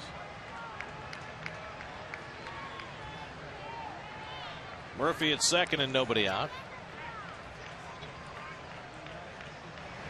And Cespedes gets drilled. Neris ahead 0-2, tried to come inside, did so errantly. And Terry Collins and Ray Ramirez will come out to make sure Cespedes is okay. That was interesting, the look Cespedes gave Neris out on the mound. Wasn't too happy with that. Thought it caught him right in the elbow, and he does not wear a guard over his left elbow. Let's check and see if I'm right on the replay, but I thought it caught him right in the left elbow. Let's see. Yeah, right up the point of the elbow. Yeah, that one hurts. That's like when you hit your funny bone times a million, folks. So now the Mets have the tying runs on base, and David Wright coming up. By the way, that's only the third time that Cespedes has been hit with a pitch this year. Well, David has already hit a long home run and singled and scored. Now he comes up with the tying runs on base. He's already reintroduced himself to the National League. What can he do for an encore? He takes a strike on the outside from Neris.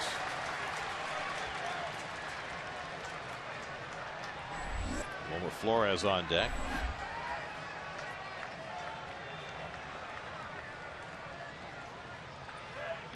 And a nice stop somehow by Rupp, making like a shortstop on the backhand. And he needs a conversation with Neris. Well, there's nothing else he could do. Nice job by Rupp. That glove is not designed to pick up a baseball like that. I'll tell you, if Wright hits a home run here, I'm going to the Spinal Stenosis Center in L.A. to get checked on. Well, Lucas Duda just came from Dr. Watkins in California, and things look like they're progressing nicely for Lucas. I'm going to go through the whole protocol. It's got to make me at least a little better announcer. Well, the Mets have been ringing up extra base hits tonight, much as they did in Colorado.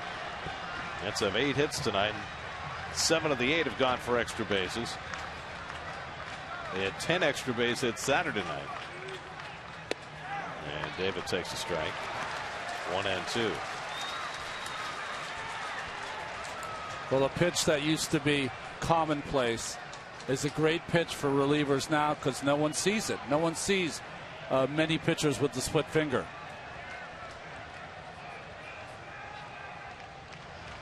One-two coming. And David lays off. 2-2. Boy, that's an incredible eye for a guy who hasn't faced Major League pitching in quite some time. Would you say 132 days? 132 days. 115 games, 4.5 months, however you want to measure it. And all the hours now that David has to put in just getting himself ready for the game with that protocol for his spinal condition. And he's making it pay tonight. He fouled that ball off Rupp. Boy, he was right on that one. And that shook up Rupp a little bit as Tom Hallion gives him a breather. Watch this foul tip right off his noggin. And that's like the one Nick Hundley took the other night in Colorado that eventually knocked him out of the game. And you see the career highs for David. They came back when the Mets were in races in 07 and 08. And they're back in another one for the first time in late August since then.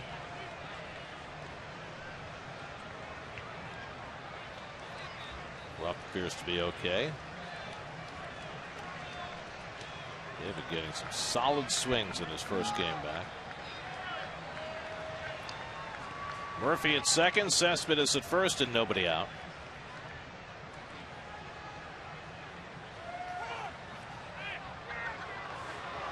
It was a combination of the fake by Neris, and also David called timeout and was granted it by Hallion.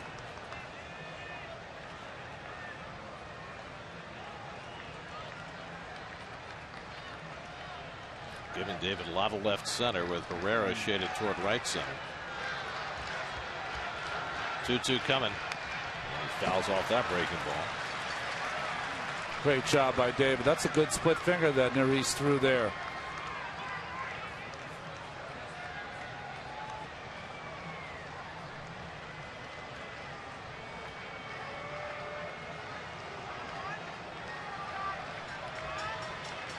Murphy doubled. Cespedes was hit by a pitch.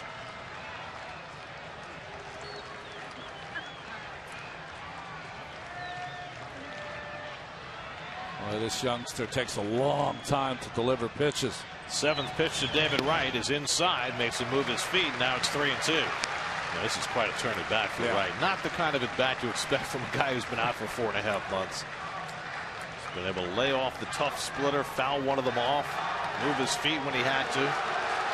Interesting choice here for Neris. His best pitch is the split finger. Does he chance it though with the 3-2 count? Tying runs on base and nobody out. 3-2 coming. And it's on the outside corner. He gets right looking for the first out. Well, it's the splitter. They didn't have to give it to him. You see the reach by Rupp, but Hyan calls David out. You see that grip, and he chose to go with the split. So Neris has his second strikeout, first out of the inning. And now Wilmer Flores, who lined a 2-run homer into the seats in left field his last time up, his 13th of the year. That's 5 runs, 8 hits. The Phillies 7 runs, 9 hits.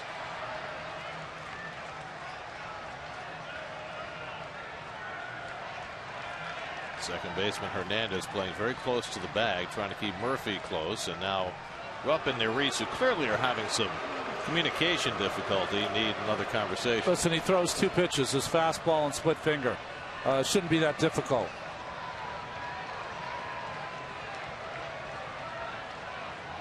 And this will be something that they'll look at this winter, Gary, for the pace of game initiatives. Catcher's visits. They already have a limit on them in Japan. Not here yet. Flores taking all the way, and it's low for ball 1. They'd have to call that the Molina rule. Yeah. Right. Flores now with 51 RBIs for the year after his home run in the 4th. And he hits this one deep to left field. That heads toward the seats. It's out of here! And the Mets take the lead!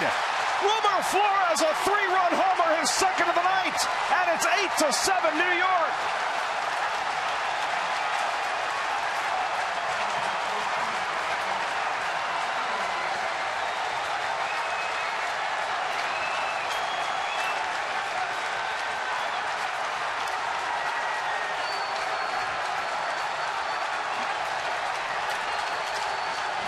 Like bombs bursting in air, the Mets have become a powerhouse.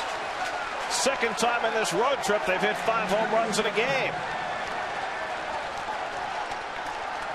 And they've come from 5 runs down to take the lead.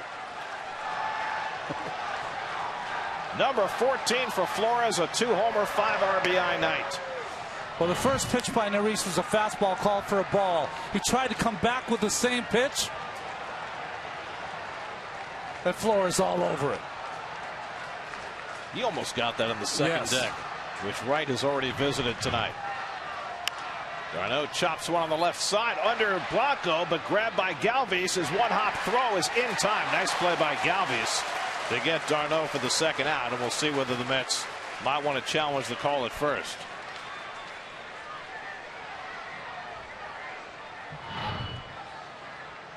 Well, it was played right by the Phillies. All the way over. Galvis with the strong arm, and a good play by Howard. Don't know if Darno was in the air. Yes, he was when the play was made. That's an out. Yep. Beautiful play by Galvis. Nice play on the other end by Howard. And there are 2 out in the inning. Told you Mr. DeGrom was going to spit that bit. And now he has. Here's CUDDYER, who's doubled twice, and he drives one deep to left. Back goes Ashley looking up, and it's out of here! The Mets' 6th home run of the night. Michael CUDDYER with number 9, and it's 9-7 Mets.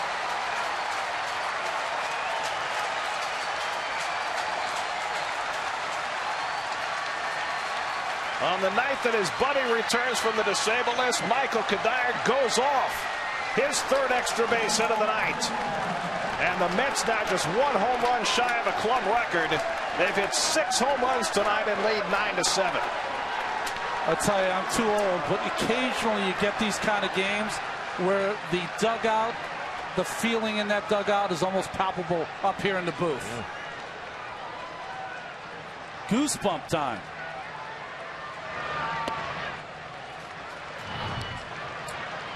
Another fastball. And everything that is hit on the nose is jumping out of here. Right there. That's the Michael CUDDYER the Mets have been waiting 4 months for. This is craziness.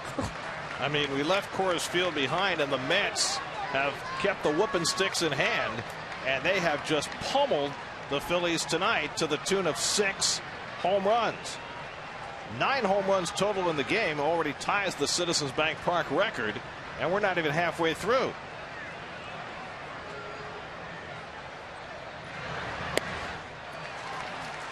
Tejada strikes out on 3 pitches to end the inning, but what an inning for the Mets. A 3-run homer from Flores to give the Mets the lead. CUDDYER adds 1 as well. 6 home runs in the first 5 innings for New York, and we're halfway through now. The Mets up 9-7.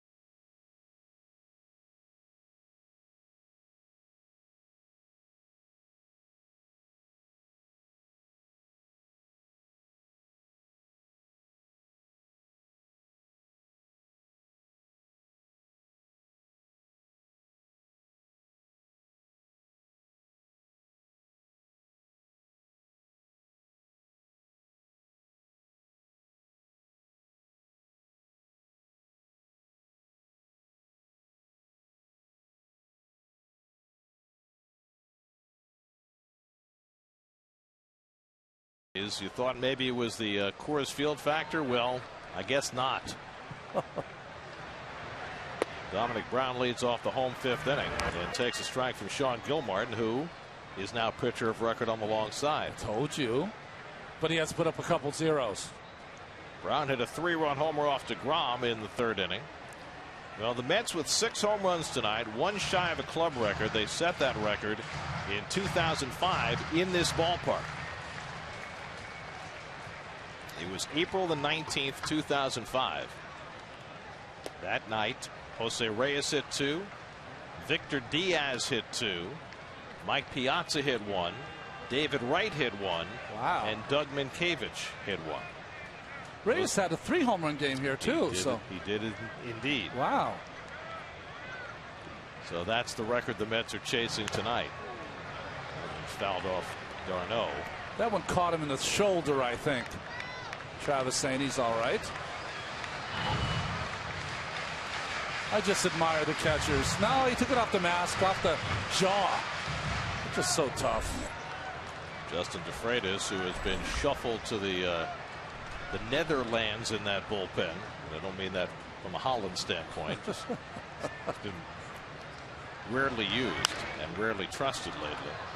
is getting up. Well, if you are a relief pitcher for either team and that phone rings, you want to be doing something else. You hope it's not you. Mets 9 runs and 10 hits. The Phillies 7 runs and 9 hits. Have another 14-9 game tonight. Or more. You know, the Mets had never played a 14-9 game, win or lose, in their history, and then they played 2 in a row, Friday and Saturday. Well, I remember I texted you. I said, pretty good. Let's see if you can get 3 games in a row. And you're on your way in game 3.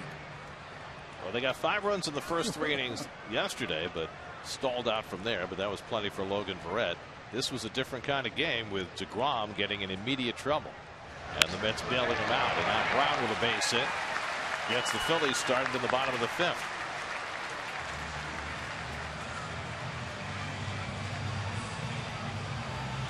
So the Phillies get the leadoff man on. Cameron Rupp coming up, and we check in with Steve Gelbs. His report tonight is brought to you by Prism. Steve?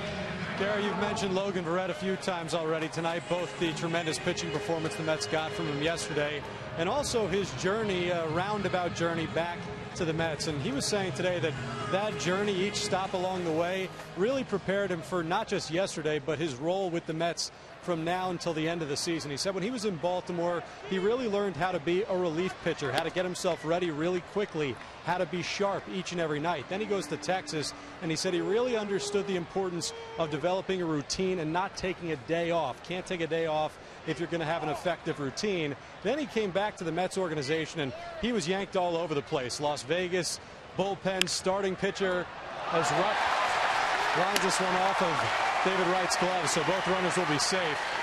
But real fast, just to wrap it up, he came to the Mets and yanked all over the place, and he said he really learned that you just got to roll with the punches, and you can't control anything but going out there and pitching. He said that's his only mindset going into yesterday, and that's going to be his only mindset for the rest of the season.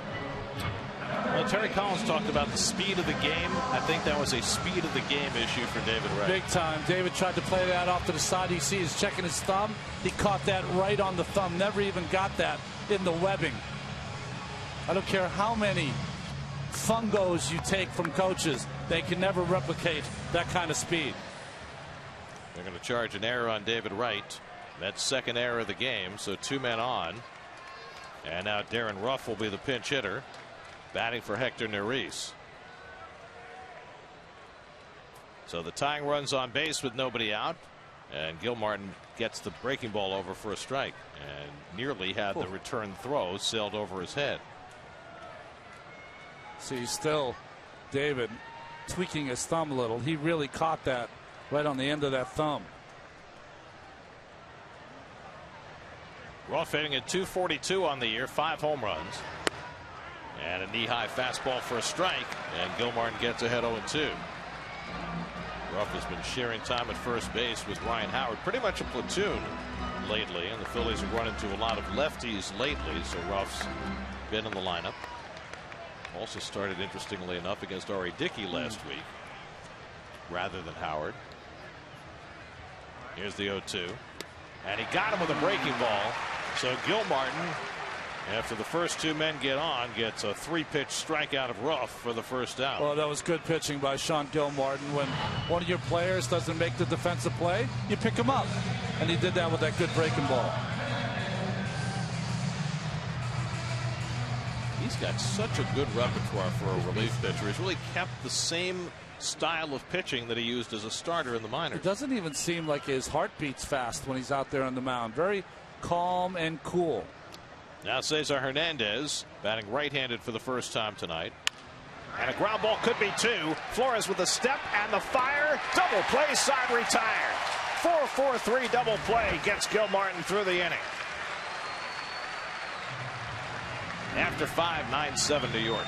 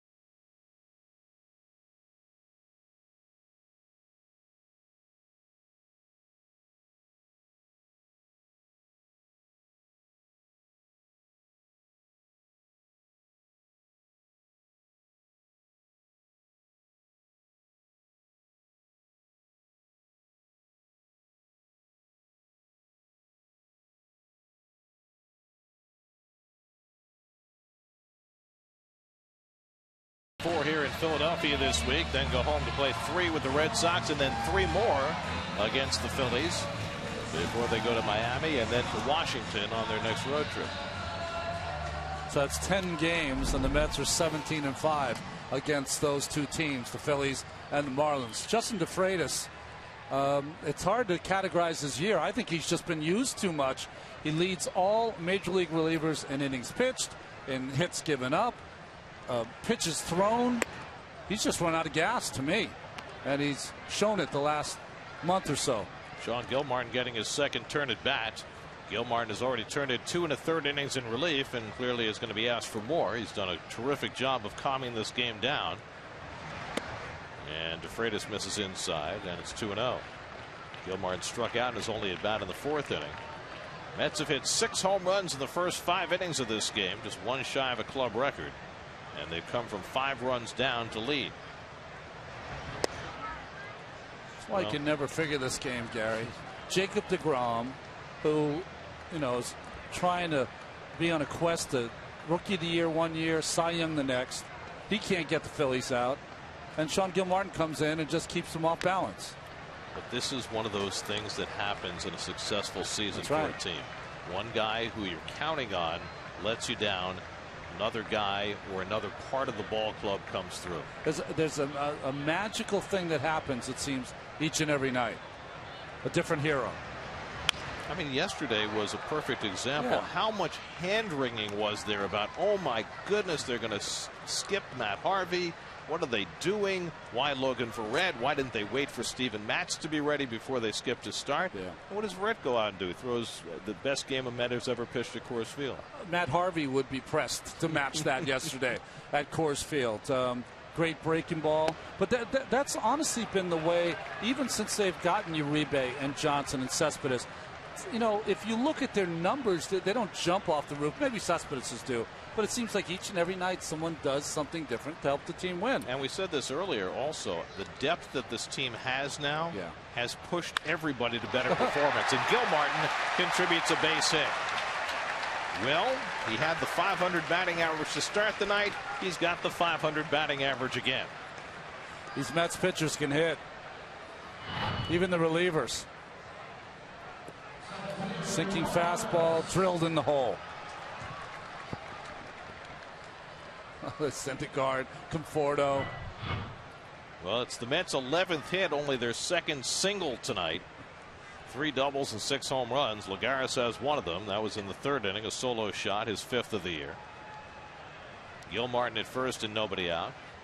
And DeFreitas bounces the slider. And you were saying about the Mets, these are the magical little things that can happen within a season when you're having a championship type of season. Just the opposite for the Phillies. Had the big lead, and it's almost like, what's going to go wrong tonight to let the Mets back in the game? Slowly hit, and it goes foul. Well, the Mets have had all the answers against the Phillies this year. They've beaten them 8 out of 9. All of that came early in the season. The Mets haven't seen the Phillies since May, but in many ways this is a continuation of that, although mostly the Mets have beaten the Phillies with great pitching. And the Mets fans don't have to be reminded. They've been on the other end of the stick for quite some time. Something about a team to beat. Yeah. Lagares drives one to center. Herrera is there. And that's the first out. So 1 out and 1 on. Let's check in with Courtney Fallon. She's in the studio for a game break brought to you by Honda.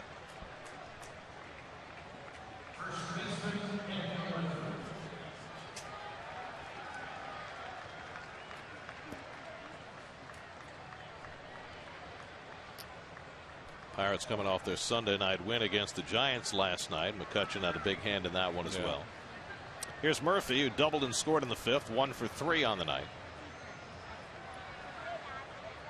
By the way, if you're wondering, the Nationals are off tonight, so the Mets at the end of tonight will be either 4.5 or 5.5 in front. If it's 5.5, it would be their largest lead of the season. The Nats open a series at home against the Padres tomorrow night with Steven Strasburg on the mound. Murphy drives one to deep right center field, headed toward the wall. That ball is out of here. Daniel Murphy with the record tire. The Mets' 7th home run of the night.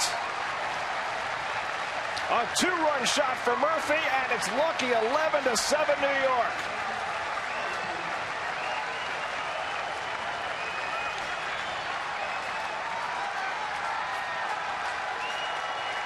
Years after they set the club record in the same ballpark, with David Wright being the one constant, the Mets have hit 7 home runs in a game for the 2nd time in their history. Well, they lead the Sire baseball in high fives tonight.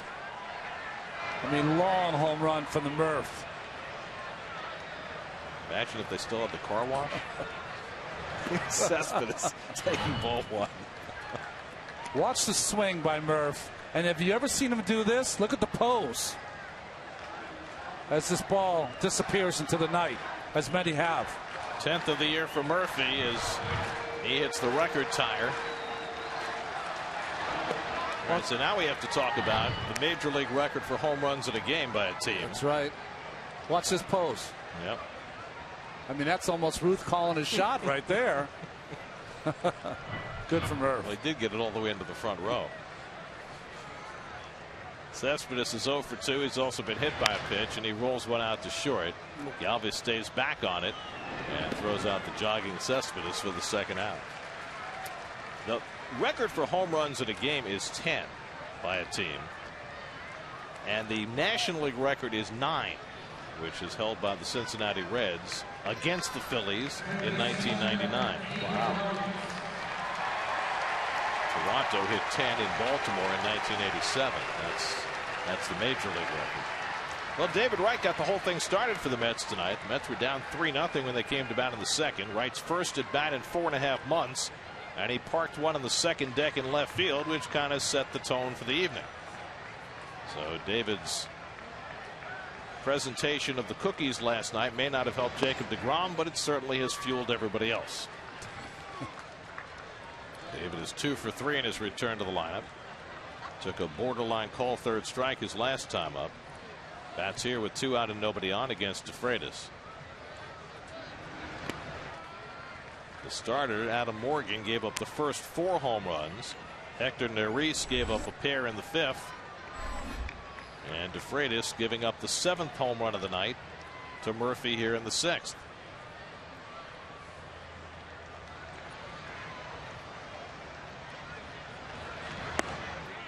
Did you say 10 home runs by the 99 Reds?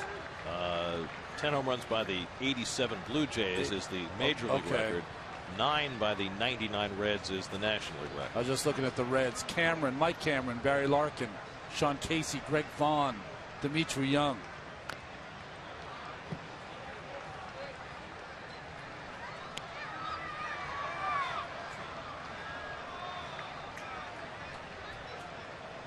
The thing is, the Mets have 7 home runs in this game, but they're far from home free.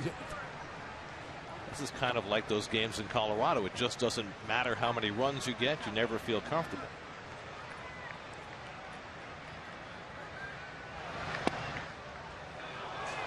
That just missed. Full count to right. DeFreitas was walking off, and I think he had a case for it. This was strike 3. I think it's on the knees. Yeah, that makes up for the one David was called out on his last at bat. You're right. And perhaps subconsciously Tom Hallion had that in his mind. 3-2 to David.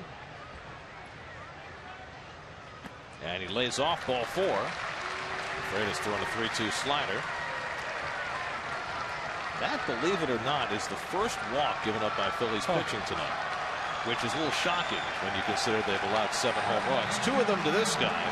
Wilmer Flores hit a 2-run homer in the 4th inning. Then he put the Mets in front with a 3-run homer in the 5th.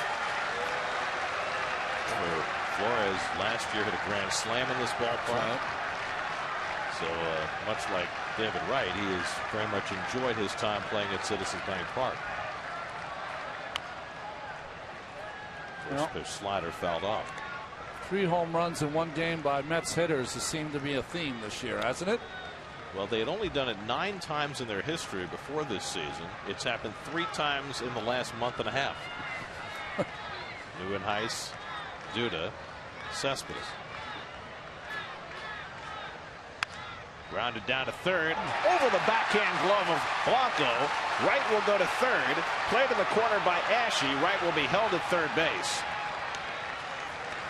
And in at second is Flores with what I presume will be a double, his third extra base hit of the night. Yeah, I think Andres Blanco played that kind of into a double. Played it off to the side, backed up on it.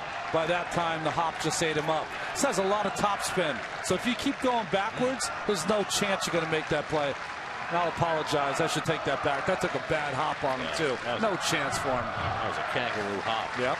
You don't see those very much anymore. But when it has a topspin, you got to come forward, not backwards. You have no chance. So now Travis d'Arnaud, who hit the longest home run of the 7 the Mets have hit tonight, a 464-foot blast that made it to the concourse in center field. He's got 2 in scoring position here with 2 out. Mets now with 13 hits in the game.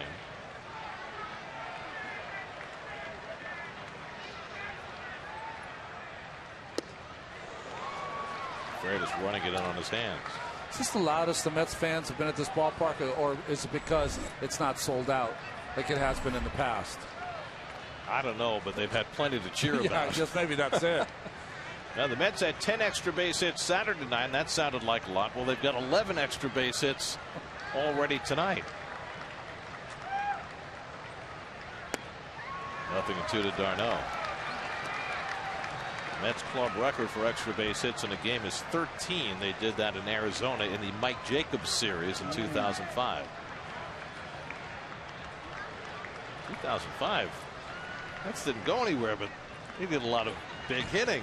7 home run game, 13 extra base hits. 0-2 coming. And the slider misses. 1-2. Let's stop by Rupp there. Called for the slider in the dirt. That was there to block it.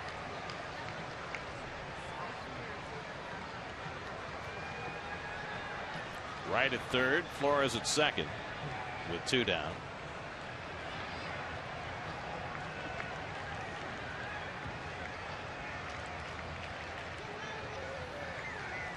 One, 2. That's away. 2-2.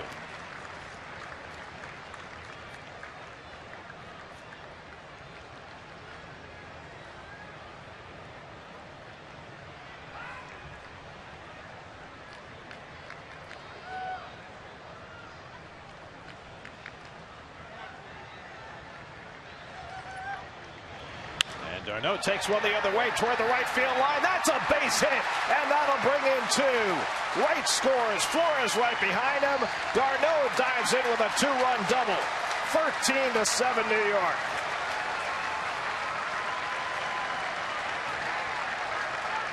What an amazing run of extra base hit power the Mets have displayed over the last 4 days. And you know what it is, Gary?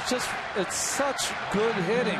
He got down 0-2 on 2 great sinking fastball and a good slider, and then a fastball right on the corner. Instead of trying to pull it, he went the other way.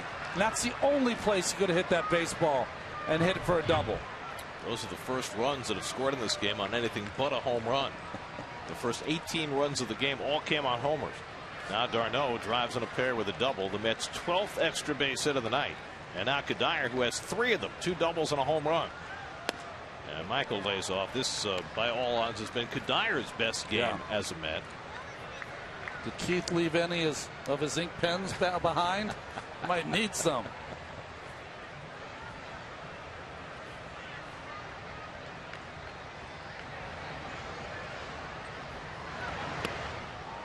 This is a stretch of Mets baseball unlike anything I can ever remember. I mean, the Mets have had bursts of offense in the past, but never combined with giving up big chunks of runs. Doubly high scoring games. I mean, the Mets once lost a game here in Philly 26-7. But it doesn't happen often. CUDDYER to right center, chasing over Herrera, and he runs it down to end the inning. The Mets add 4 more runs in the 6th inning. Daniel Murphy helps the Mets tie a club record, their 7th home run of the night. 13-7 New York in the 6th. Wow.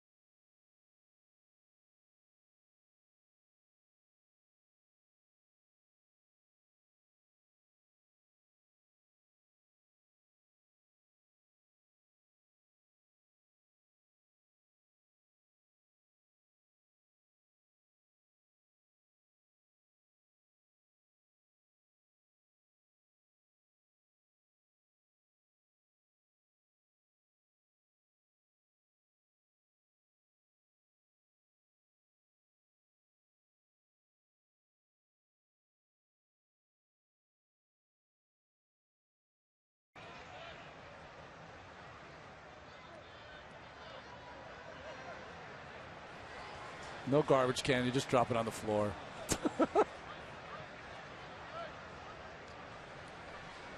Another crazy night for the New York Mets. A 6-run lead as we go to the bottom of the 6th. Sean Gilmartin, who's worked 2 1/3 in relief, continues on to face Freddie Galvis to start the home 6th inning.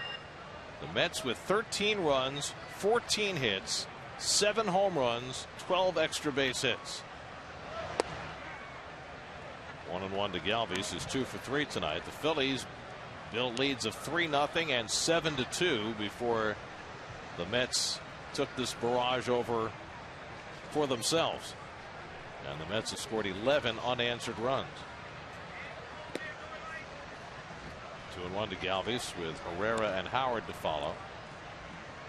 If you're just joining us and was expecting to see Jacob deGrom pitch tonight, well, he did. Just not for long. 2 2/3, 7 runs, 6 earned, 8 hits. But the Mets bailed him out, and Gilmartin has picked up and held the Phillies at bay. At the end of the season, what do you remember about that 2015 season? Remember when Logan Verrett and Sean Gilmartin had those back-to-back great efforts? Never would have thought it. There have been a lot of never would have thought hits on this team in 2015.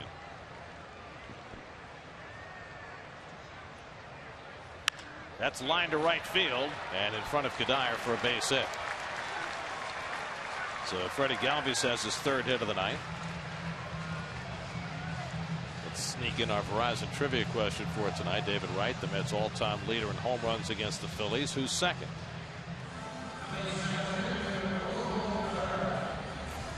First guess is always Strawberry. Yeah, right? Everything. Right. Every home run category. You know, you're talking about things that you never would have expected. How about this? Do you remember the first thing we said when we came on the air for our first spring training game about the key to the season for the Mets? That their pitching should be pretty good. There's Odubel Herrera, and he fouls one out. But if the Mets were going to be successful, they were going to have a big offensive year from David Wright. Yep. Well, the Mets have gotten virtually nothing from David Wright, and look where they are.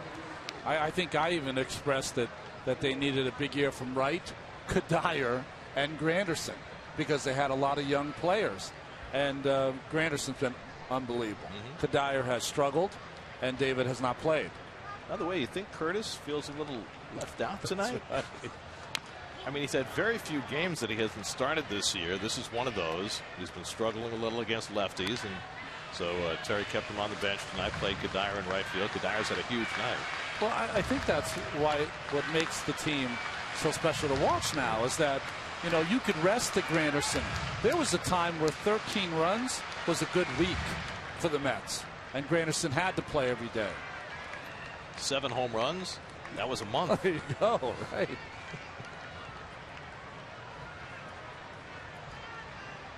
Herrera's 1 for 3 tonight, and he lays off, and it's 1 and 2. You know, it's very interesting because the Mets have obviously been doing a lot of home run hitting over the last several weeks, and Terry Collins has said a number of times about the Mets offense, which lacks speed. Yeah. That's the one thing we've said all along. He said this team was built for power, and that one drills Herrera, and he'll go to first base. So Gilmartin coming inside. Cespedes got hit earlier in the game and took exception to it, and now Herrera gets hit. Well, he dives, Herrera, so it's almost impossible for him to get out of the way. But you'll hear him get hit with this ball.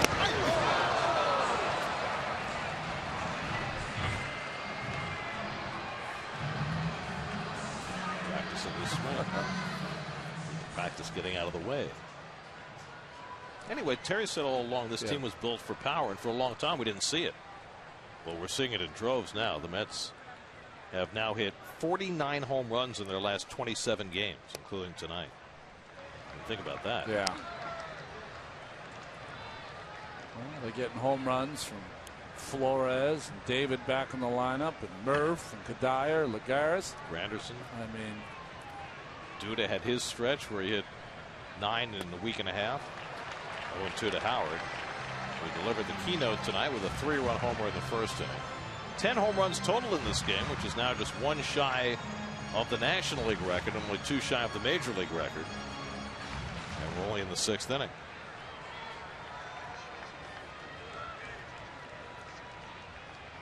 Now the 0-2, and he misses high with a fastball.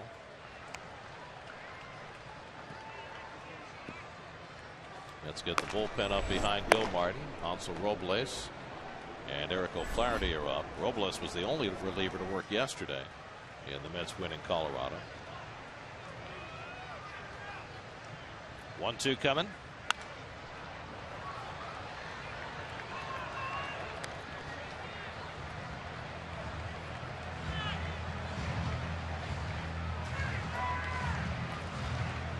not easy for these relievers like Gilmartin. You know, you sit out there for a few days, and then you're called on, and a guy like Sean's got to go out there and try to get three-plus innings.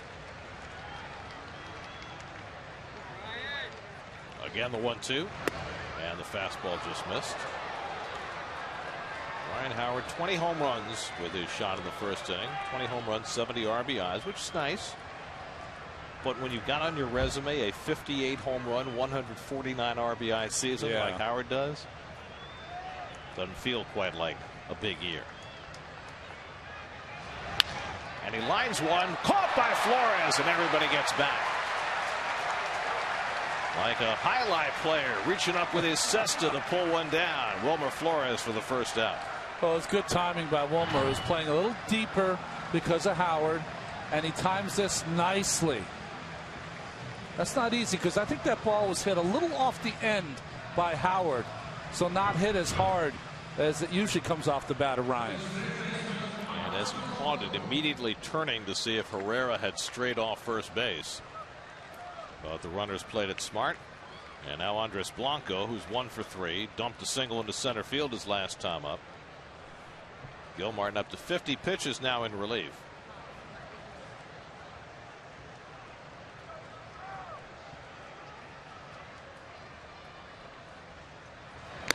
When Gilmartin pitched Friday night behind Colon and went 2 1/3 for the win, he only threw 23 pitches. Struck out three hitters. So he was very efficient in that game. Here it's taken a little more energy to get him through 2 2/3. Only issue you have if you're a Gilmartin and Verrett, how are you going to start here with this ball club? You know, you're going to have to be a long man. Spot starter once in a while. Or maybe you move up in the pecking order. Yeah. And work late in games. Brett may get that chance very soon. Brett could. I don't see Gil Martin stuff translating that way. He really is that prototypical long man. That's Brett. The only issue you've got this week now is with Gil Martin going long in this game. If Colon can't pitch Wednesday, all of a sudden you're probably going to have to bring up a starting pitcher. Or Carlos Torres maybe starts the game. Seen that before. Did a great job in a spot start last year. I mean, that's still a couple of days away, and Colon could be perfectly fine, but it's certainly something the Mets have on their radar after that wrist swelled up. I'd have to think that, and this is just me, my opinion, that Colon will make the start. That's what he's all about. Not missing starts, pitching lots of innings.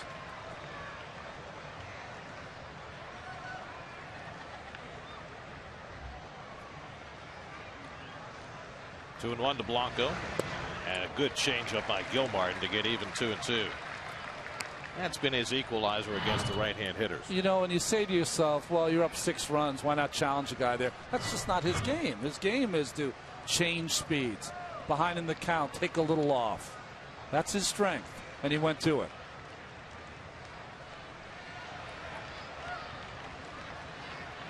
Galvis at second. Herrera at first with 1 out.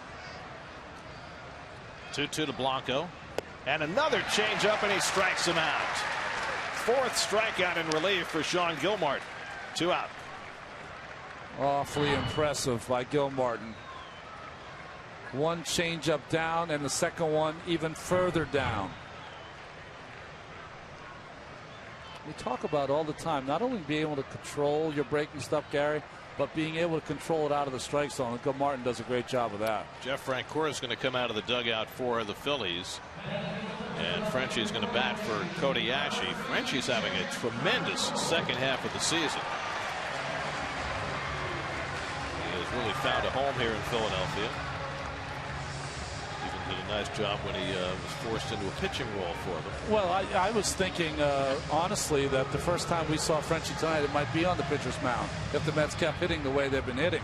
But they're going to take a shot here. Pete McCannon try to get that 3-run bomb to get back in the game. Francoeur last 23 games hitting .343 with 6 home runs. So he has had himself a terrific stretch. Always a very aggressive hitter. And Gil Martin has to keep that in mind. Before the game, spent more time with the Mets players than he did with the Phillies players. He had them in stitches. He's got friends everywhere, you know. About as likable a player who has ever played the game. And Frenchie goes after the first one, true to form, and fouls off the changeup.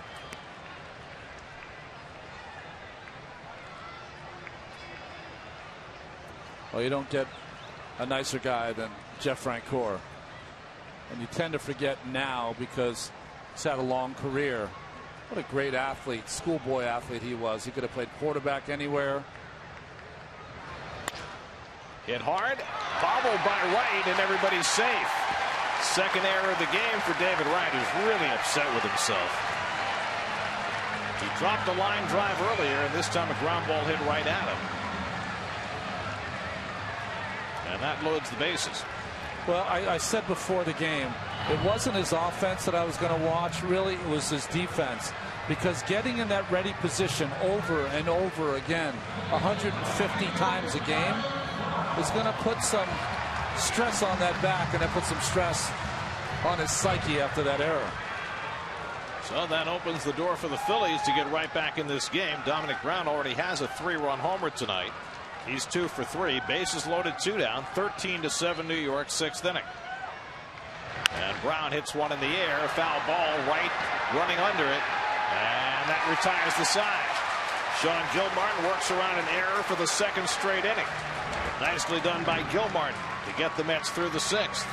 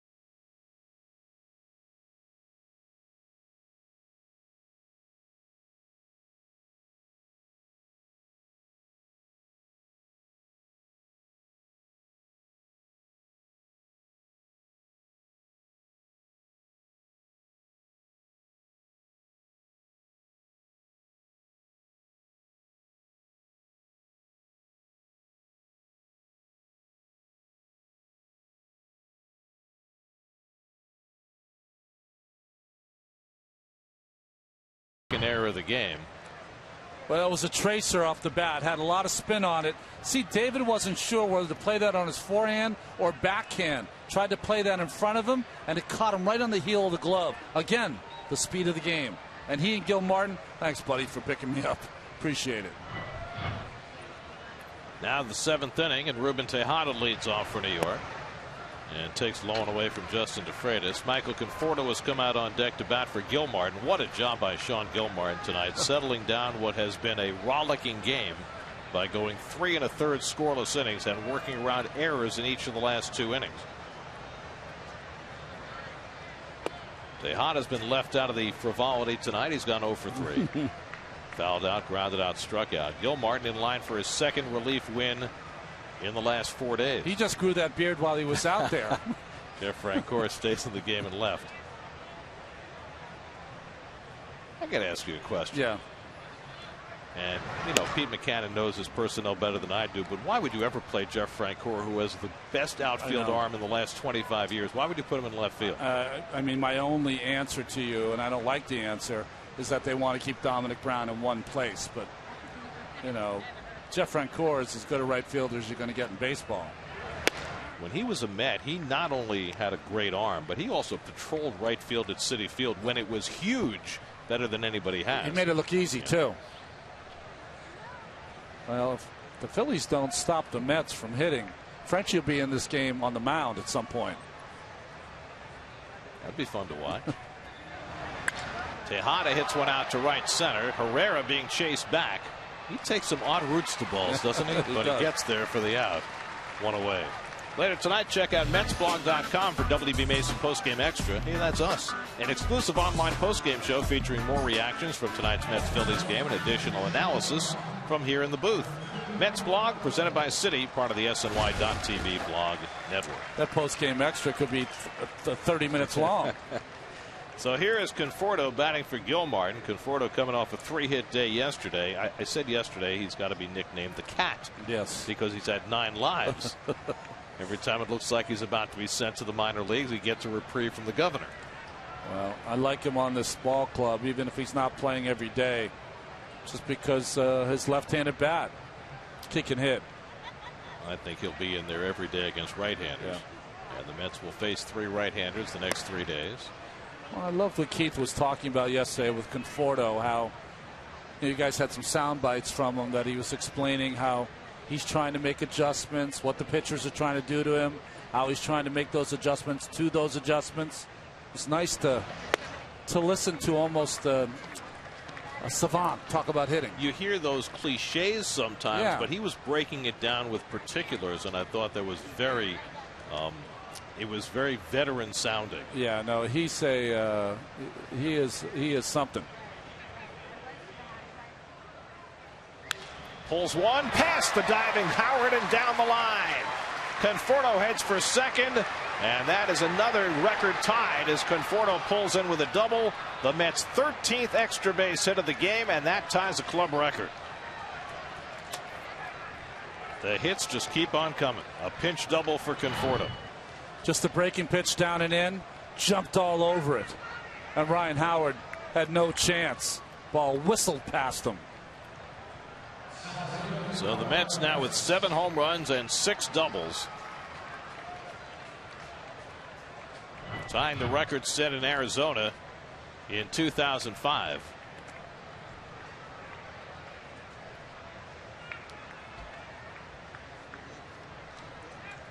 And amazingly enough, it was the same date in 2005, exactly 10 years ago. Fouled at the plate by Lagares. That's karmic. I'm busy on 2025, by the way. Oh, you'll want to be there. Does it hurt your feelings as a pitcher to watch a game like this? No, come on. I love to see that the Mets can play both sides of the game now. They can shut you out, and they can play this kind of battle royale against the team, too. I love watching it. Well, the Mets have tied 2 different club records already tonight for home runs in a game and for extra base hits in a game. 0-2 to Lagares, who has a home run tonight. I'll tell you off air, but Conforto reminds me so much of a young hitter I faced in AAA. I'll tell you off air because it's not fair to say it on air, because I hate to drop that kind of stuff on kids. Looks just like him in the batter's box. Is that bad? Is that bad to the viewers? So in AAA against the Columbus Clippers, and we mentioned him already today, was not a home run hitter. Donnie. Hit the ball all over the ballpark. He hits and runs exactly like Mattingly. Yep, you're right. Same body. You're absolutely right. And if you can have the same career, that would be something. So I dropped it on you, Michael. I'm sorry. Apologize. I was forced. Now, when you saw Mattingly in the minor leagues, that shot over the bag, that's a fair ball down the line. It caroms off the stands. Conforto scores. Lagares stops at first with an RBI single, and the Mets kick the extra point. It's 14-7. Third time in the last 4 games that the Mets have scored 14 runs. I don't know if I've ever seen so many balls hit on the nose as we've seen here in the 6+ innings. Another one there whistled by Howard. This is just an amazing stretch for this team. That's 47 runs the last 4 days.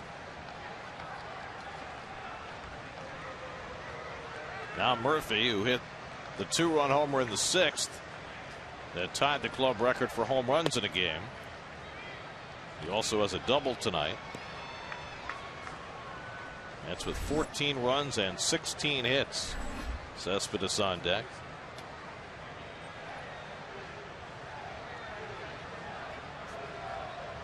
So I was going to ask you, when you saw Mattingly in the minor leagues, did you ever think that he was a 40 home run kind of guy? No, of course not. He was a gap to gap hitter, very much like Murphy, a higher level now. I mean, we're talking about a guy that if you pitched him outside, he'd hit you that way. If you tried to come inside, he'd hit a base hit or a double that way. But did not show any power, and then learned how to hit with power, of course. Blanco right along the line makes the catch in fair territory, and there are 2 out. Well, the big story coming into this game was the return of David Wright, and David has been a participant in this, but certainly not the story unto himself, other than perhaps the fact that he has inspired, whether with the cookies or his presence, a record-tying barrage by Mets hitters. Well, David's so hard on himself. You know, the only thing he's going to remember after the game is the couple misplays in the field. But all good players are like that. Mets have hit 7 home runs, 13 extra base hits, and they've got none of them from Cespedes, who had the night to himself on Friday night when he had his 5-hit, 3 home runs, 7 RBI game. Tonight 0 for 3. He's been hit by a pitch. A lot of new lines in the Mets record book generated over the last 4 days.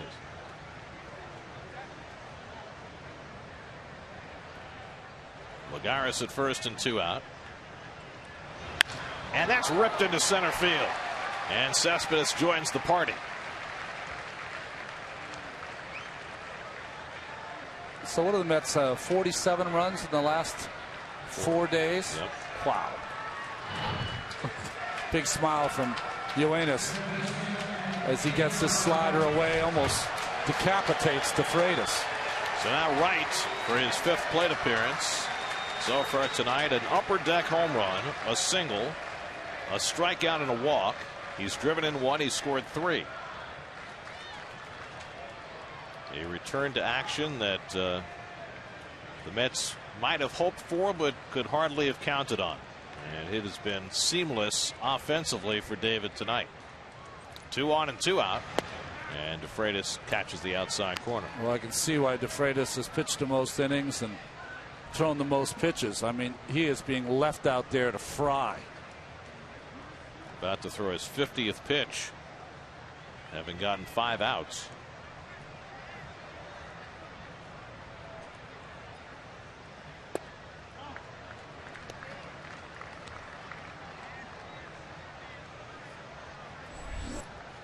Adam Lowen is up in the Phillies bullpen now. Mets with 17 hits tonight.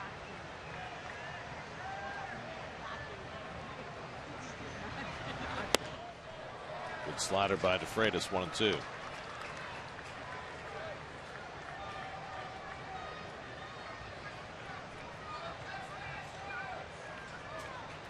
Lagares at second, Cespedes at first, and 2 down.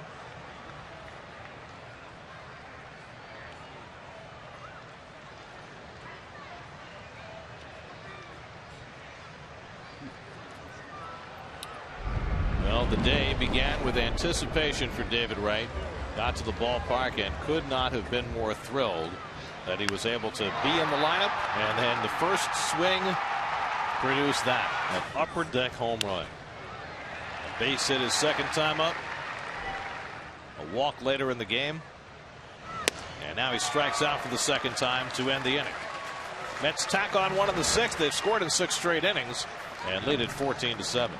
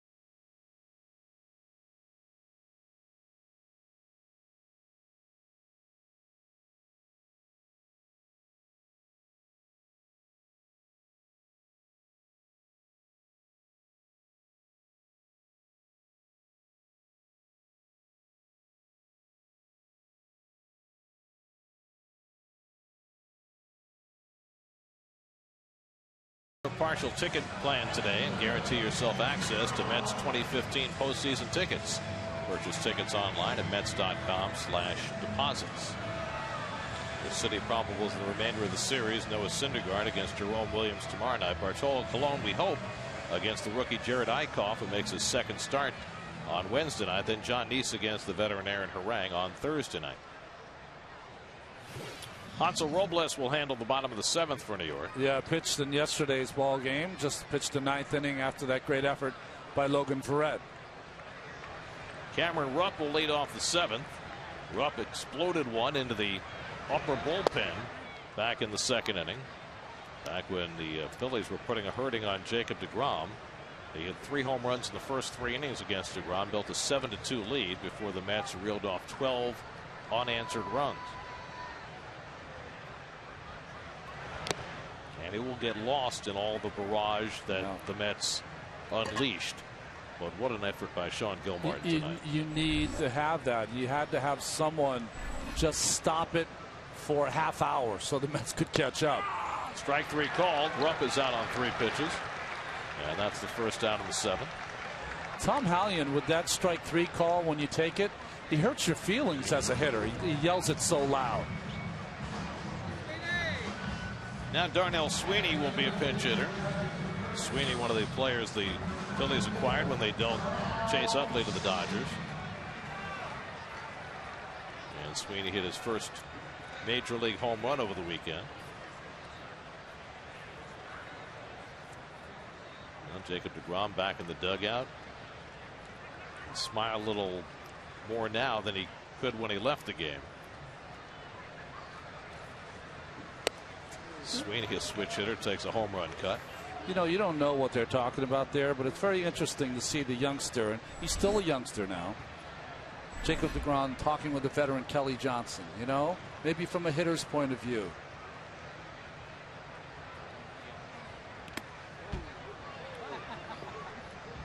You know, what the Phillies were looking for, what they were looking at. How can I get out of an inning where I really don't have it? Those are things that you can ask veteran players. A guy like Kelly Johnson will give you some answers.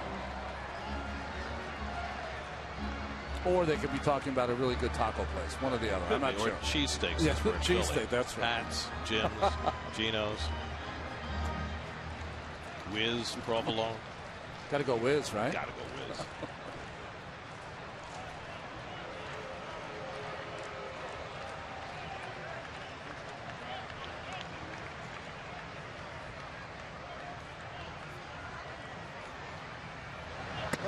As our friend David Lennon tweeted today, provolone is a great cheese. Yes. But it was never meant for cheesesteaks. No. As any Philadelphia native will tell you.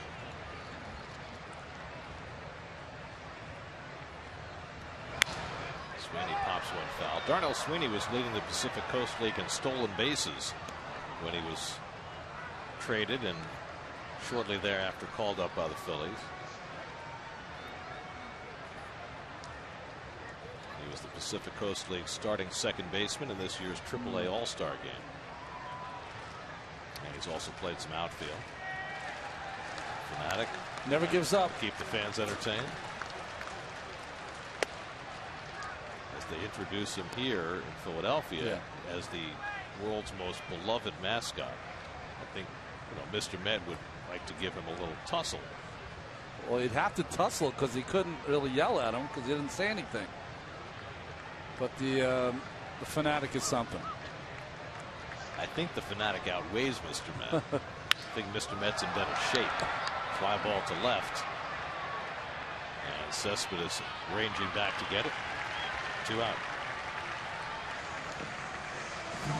Time for your T-Mobile Data Strong fan of the game photo. And it's Clara and Hockey. Or is it Clara and Hockey? I don't know, but it's a nice group. Thanks for sharing, guys. So 2 out and nobody on. Let's see. There's been one 1-2-3 inning in this game. The starter for the Phillies, Adam Morgan, got the Mets 1-2-3 in the first. And Hansel Robles trying to form the first 1-2-3 inning for a Met pitcher tonight. Gil Martin went 3 1/3, allowed no runs, 3 hits. Didn't walk a batter. Hit 1 and struck out 4. And Robles misses inside, 2-0 to Hernandez. It's amazing the umpires sit right in that inside corner, and it was supposed to be outside, but Robles hung on to it a little too long, and it was going right at the umpire, and he doesn't move because he trusts that d'Arnaud is going to catch it at some point.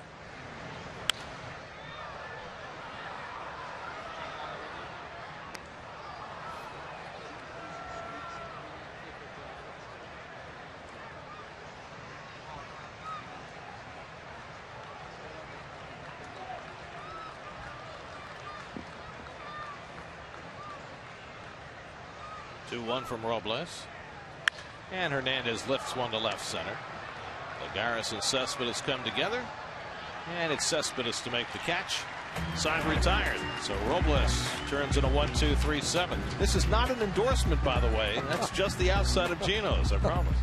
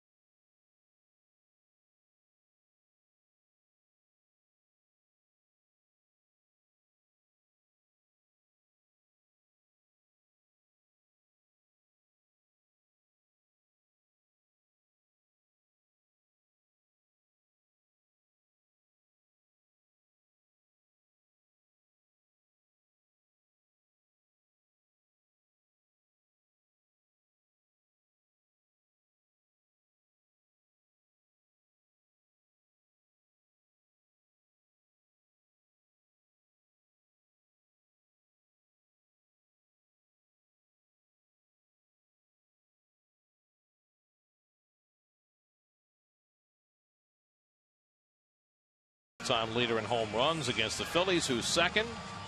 And the answer is, of course, it's Derek. Of course. Straw man. 252 home runs as a Met, 28 of them against the Phillies. Well, this is Adam Lowen on the mound for the Phillies. The same Adam Lowen that the Orioles took with the 4th overall pick in the draft 13 years ago. Well, he's had that Grateful Dead kind of career, right? A long, strange trip it's been for Mr. Lowen. Had not pitched in the major leagues since 2008 until this season. You know, he's trying to kind of do remember what Jeremy Affeldt, who was a #1 pick of the Kansas City Royals, and he always was going to be the next great left-handed starter. Didn't make it. Of course, his last few years with San Francisco have been fantastic. One time, Lowen was signed by the Mets to pitch in the minor leagues, but that didn't last.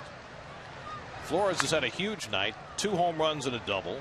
He's scored 3. He's driven in 5. Likes hitting here in Citizens Bank Park. Who doesn't? Well, if you ask the Mets to choose right now, Coors Field or Citizens Bank Park, what would they choose? I don't know. They've scored 14 runs in both venues. That's driven to center field, but Herrera cutting over, reaches down, and did he hold it? Apparently he did. Looked like he bobbled it on the way down, but Herrera hangs on, and Flores is retired.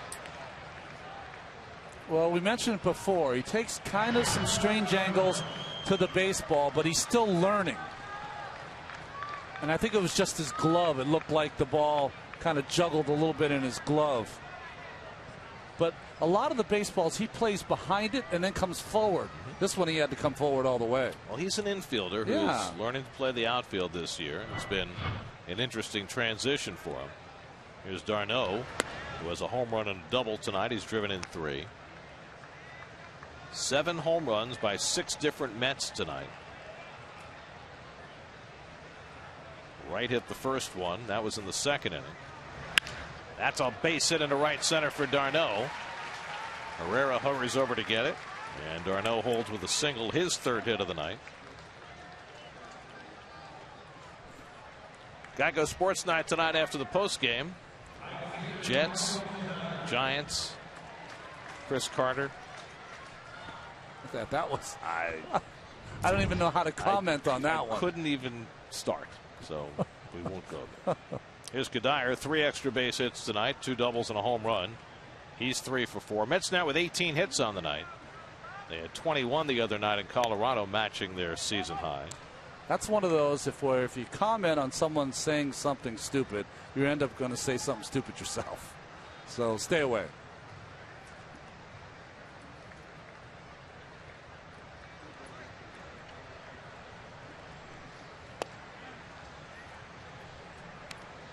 Do a note to CUDDYER.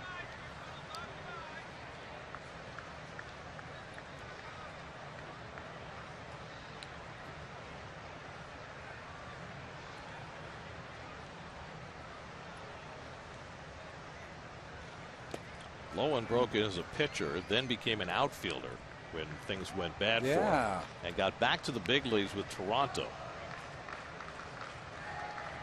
But to now be back pitching again in the big leagues is kind of surreal for him. Yeah, right.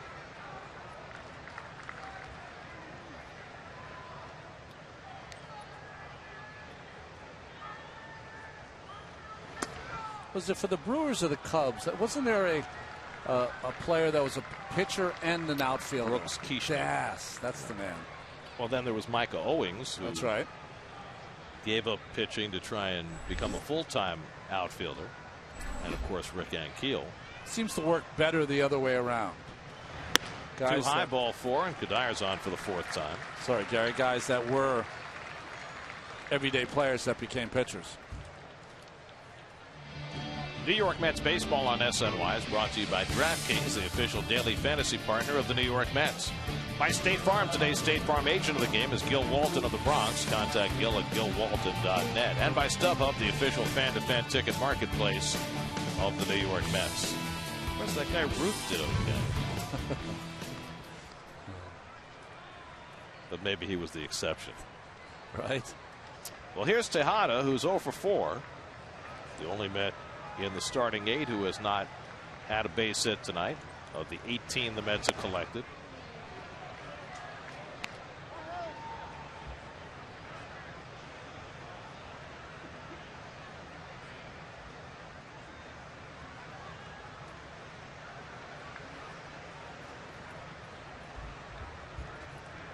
Lowen made his return to the big leagues as a hitter with Toronto in 2011. It only lasted for 32 at bats.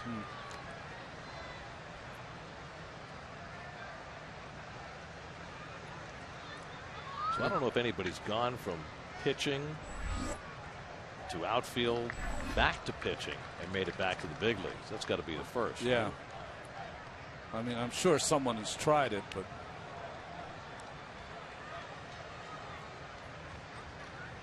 Tejada hits one off the pitcher. Lowen recovers and makes the play. I'm not sure exactly where it struck him, but that was hit hard. I think he backhanded that with leather, with his glove. He was facing away from the hitter, and behind his back, I think it hit his glove. Let's see. No, it hits him right in the rear end. Well, that's a good place to get hit if you're going to get struck.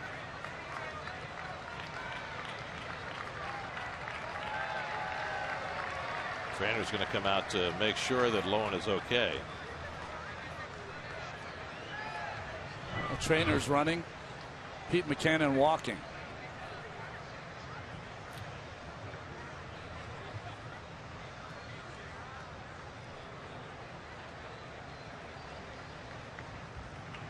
Well, if you're a pitcher, you can't leave a game after getting hit there. You just can't. Well, also, I mean, this is a blowout game. The Phillies need him to soak up the innings. He knows exactly what the situation is.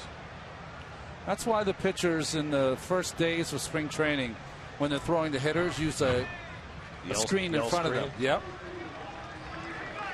So 2 in scoring position now with 2 out, and Juan Uribe will be the pinch hitter for the Mets. Uribe batting for Robles.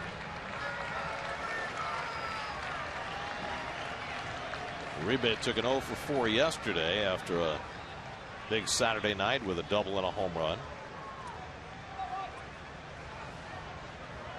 It's going to be interesting to see how and how much Uribe gets used now that David Wright is back.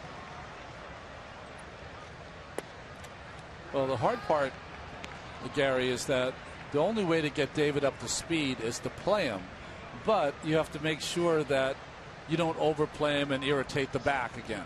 I would not be surprised if David comes out at this point and Uribe stays in the game at third. He hits one in the air to left center. This is playable for Herrera. And he pulls it in to retire the side. Mets strand 2 in the top of the 8th, but lead at 14-7 in Philly.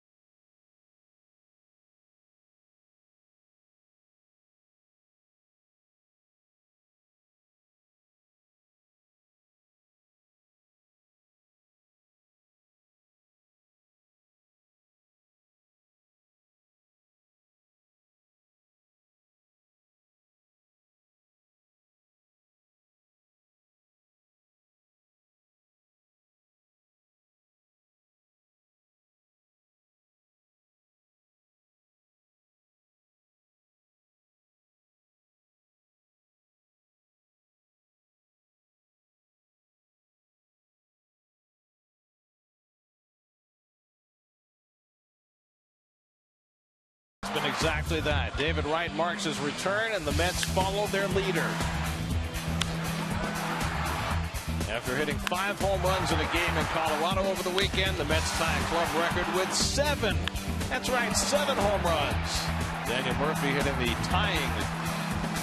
record-tying home run. And after the Mets scored in 6 straight innings, they finally got blanked at the top of the 8th. What a weekend plus a Monday this has been.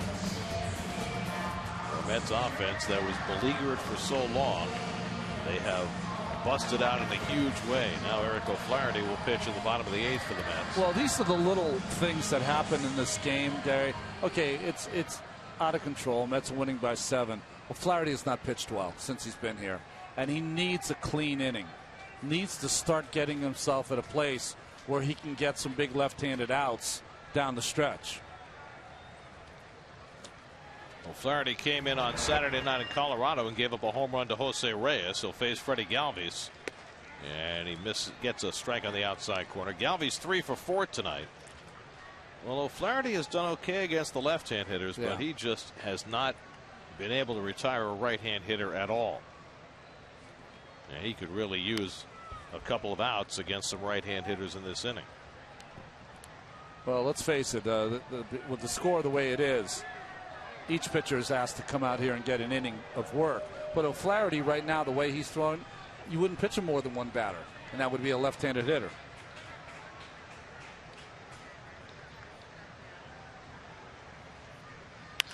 Galvis drives one to left, and Cespedes right there.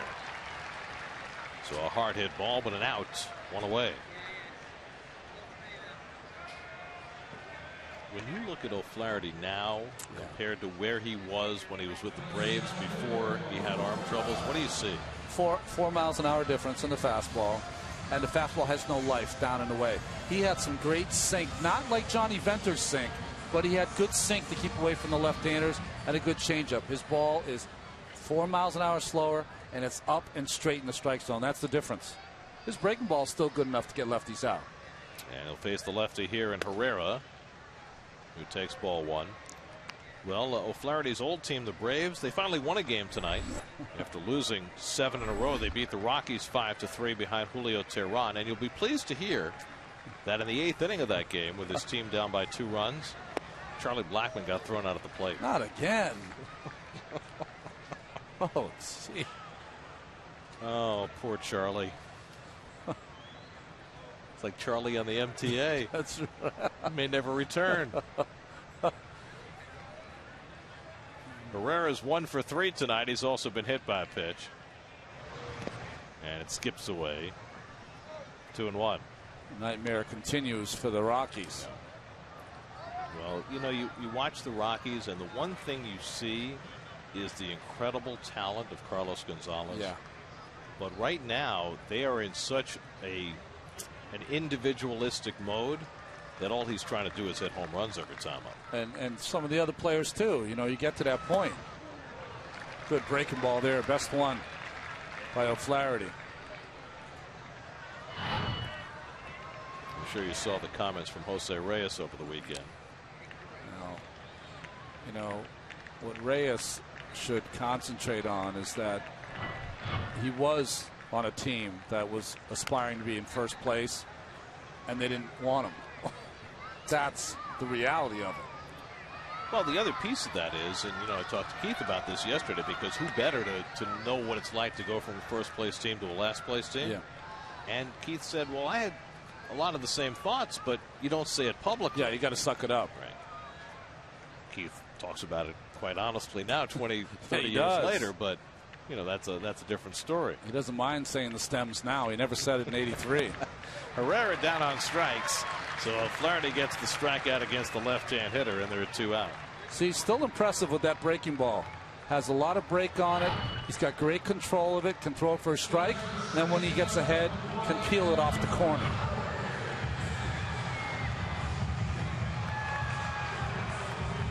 Now Ryan Howard, who hit a 3-run homer back in the first inning. What a different game it felt like then. He's also singled 2 for 4 tonight. Phillies got 3-run homers from Howard and Brown in the first 3 innings and trail by 7 runs. How often do you hit 2 3-run homers and get blown out? I mean, unbelievable. And you know, a month ago, Gary, or a month and a half ago, whatever, a month ago. Into the shift and a diving grab by Flores. No, he dropped it. And Howard was heading to the dugout, and he's out at first base. Oh, wow. Howard had peeled off thinking that Flores had caught the ball, and Flores able to recover and throw him out. I don't think I've ever seen anything like that. Howard was headed to the dugout, had to change direction, and couldn't get to first base in time. On a crazy night, that might be the craziest thing of all.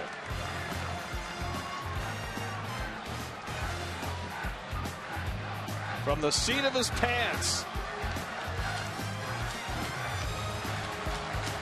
An amazing night for Flores at the plate, and now this. The craziest out you've ever seen. Well, I guess I'm out. Maybe I'm not out. Uh-oh. Too late.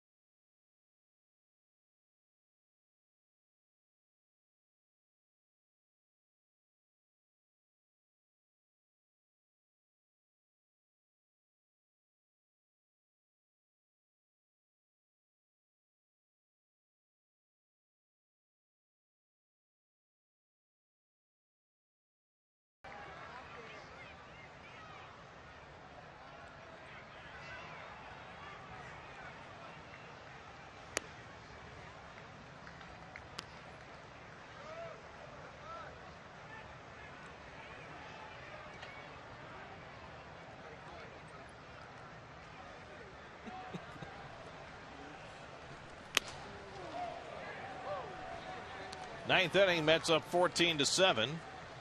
Juan Lagares up for the 6th time. So you know you've had a good stretch where it's the 2nd time in 3 days that you get 6 at-bats in a game. Whoa. Lagares has 2 hits, including a home run tonight. He's driven in a pair, and he bangs that one off Cameron Rupp, who's had a workout back there.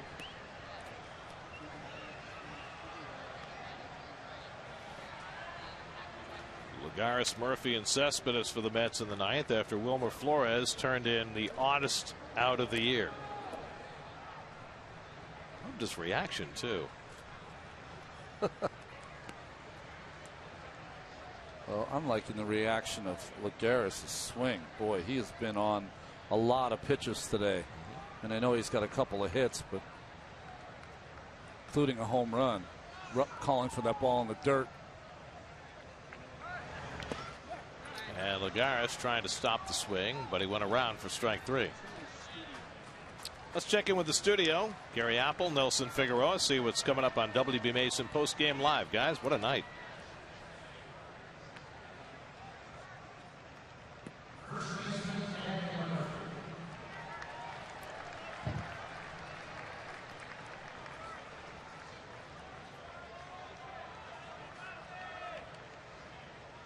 Well, you might hear from both those guys, too, Jacob deGrom and Wilmer Flores, for very different reasons. Roughest night in his career for deGrom, and a great night for Flores, including this ridiculous play.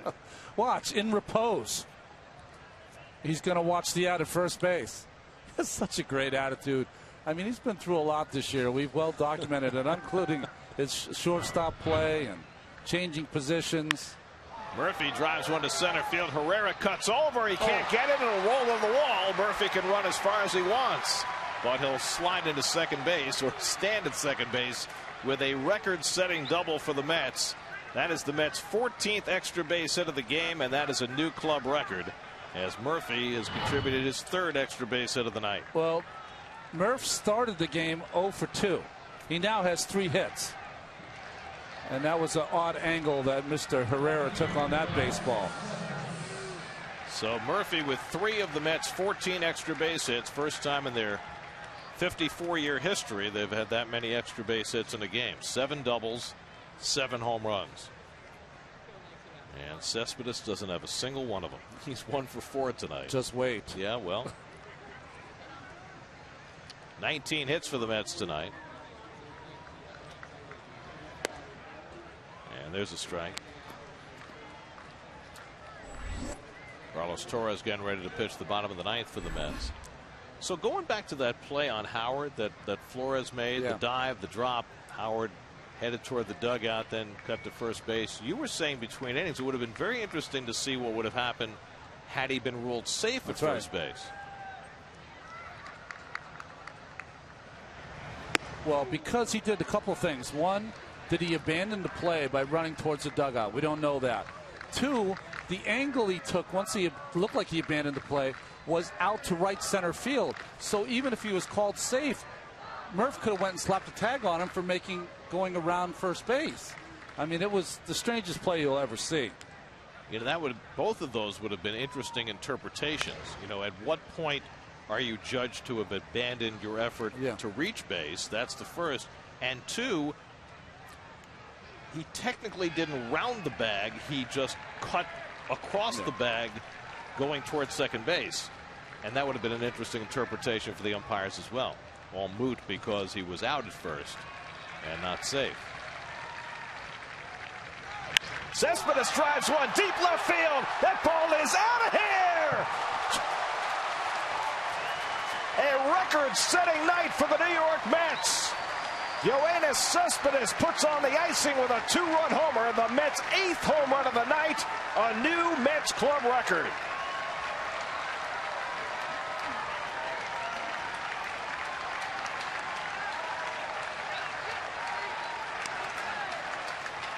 Just wait, Gary. I heard you say that. He didn't want to be left out.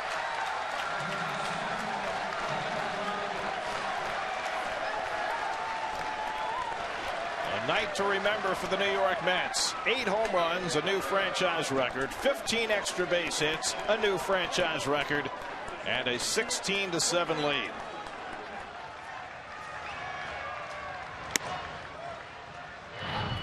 I mean, just catches a little breaking ball right down the middle of the plate. And it's not only the home runs, it's the distance of these home runs tonight are just shocking to me. Almost put a hole in the Geico sign. David Wright started the whole thing back in the 2nd inning, and Cespedes puts on the capper. I mean, most of these home runs, the hitters have been able to drop their bat and kind of watch it. That's how long they've been. 8 home runs by 7 different Mets hitters. David lifts one to right center. This should stay in the ballpark for Dominic Brown. And that's the 2nd out. Wright in the 2nd, Lagares in the 3rd, Flores and Darno in the 4th, Flores and CUDDYER in the 5th, Murphy in the 6th, and now Cespedes here in the 9th. And the crowd showing its appreciation for David Wright in his return tonight. Well, you don't know how the return of one player can affect a team. This team had been playing awfully well without David Wright, but they've never had a night like this. But I think that, you know, you asked me before how the team was going to react, and I think that it almost took all of the weight off the team's shoulders, because, you know, there were a lot of questions from a lot of people. What if David comes back and he's, you know, he can't play, or he can't play to the level? And just with one swing, it was like, I'm good, guys. I'm part of this thing here. and everyone on this team relaxed. And what a night! 16 runs.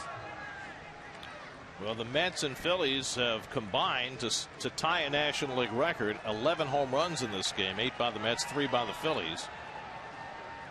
It's the 5th time it's been done, the 2nd time in a 9-inning game, which we assume this will be.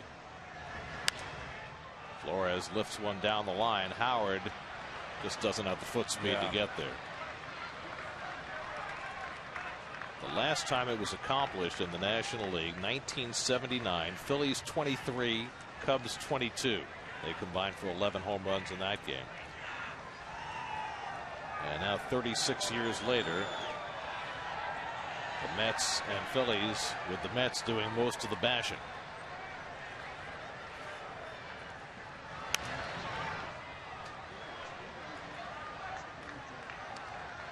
Tweet of the game comes from Chipper Jones, brought to you by Toyota.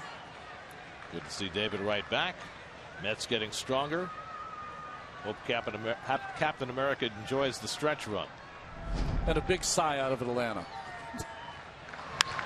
Flores down the line, but that'll go foul. I mean, the crowd is anticipating a home run with every swing. And that would reach the second deck. Even the foul balls are loud. They know when they're seeing records. Flores already has 2 home runs tonight. He's driven in 5. And they're chanting his name, as they've been doing for the better part of a month, everywhere he goes.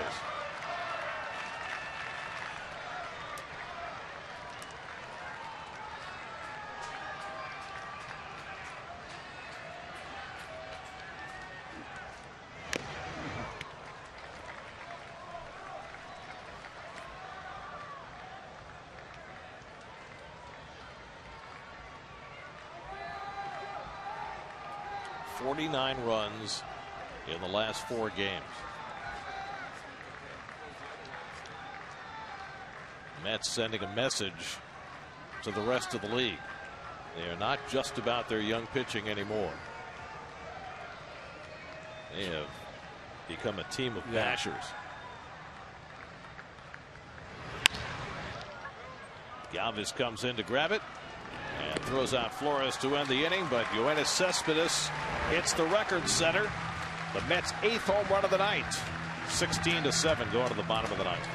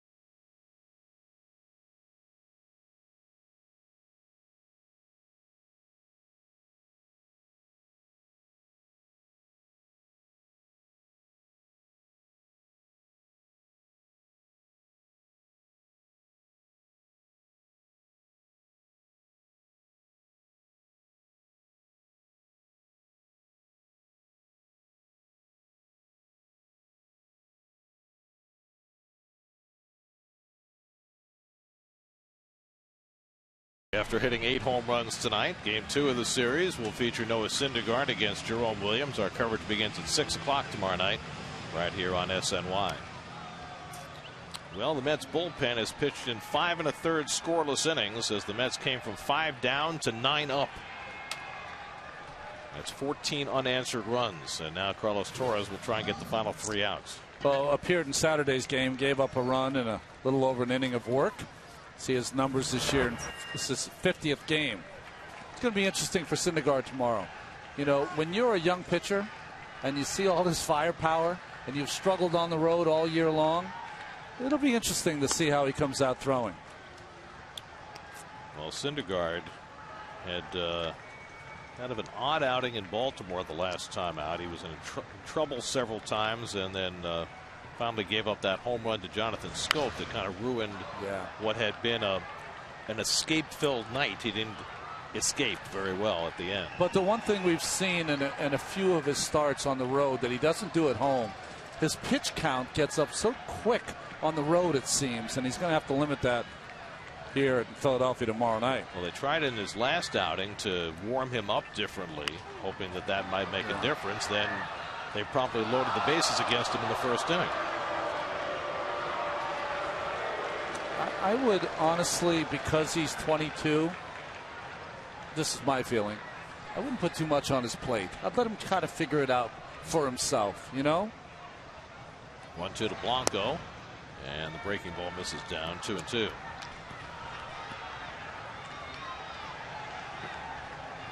Well, this has been one to remember tonight for the Mets here in Philadelphia.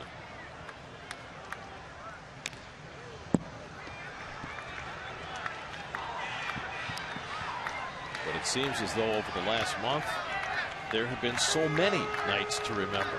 There's a new normal. That is, something important happens virtually every day.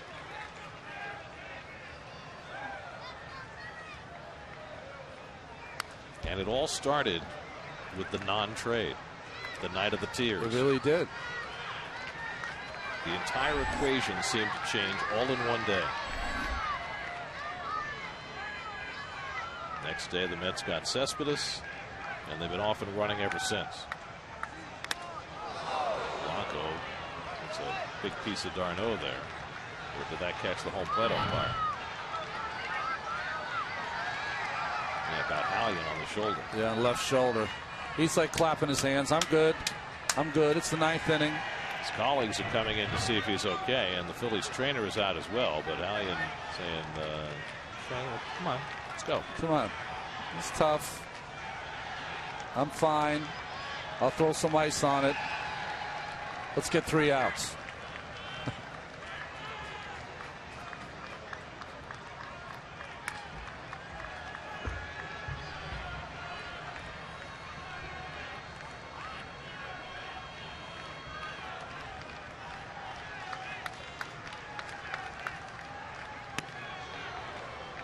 Almost hits Blanco. And he might have pulled an oblique getting out of the way. This will be the 10th pitch of the at-bat from Torres to Blanco. And he walked him. First walk by the Mets bullpen. Here's a hypothetical for you, since it's 16-7. It's August 24th. David Wright comes back on July 24th. Any of the moves made? Cespedes, Johnson, Uribe. Maybe not. It's all worked out perfectly, hasn't it? Yeah. At least so far. Here's Francoeur, double play ball right at Tejada. The turn by Flores, and it's wide, but Murphy gets the tag on Francoeur for the double play. Acrobatic move by Murph to complete the double play, and there are 2 out. Well, first, nice turn. Not turn. Good delivery here by Tejada. Not a good turn by Flores, and kind of a lazy throw, to tell you the truth. But Murph picks him up. There's nothing Flores can do tonight that doesn't work. That's right.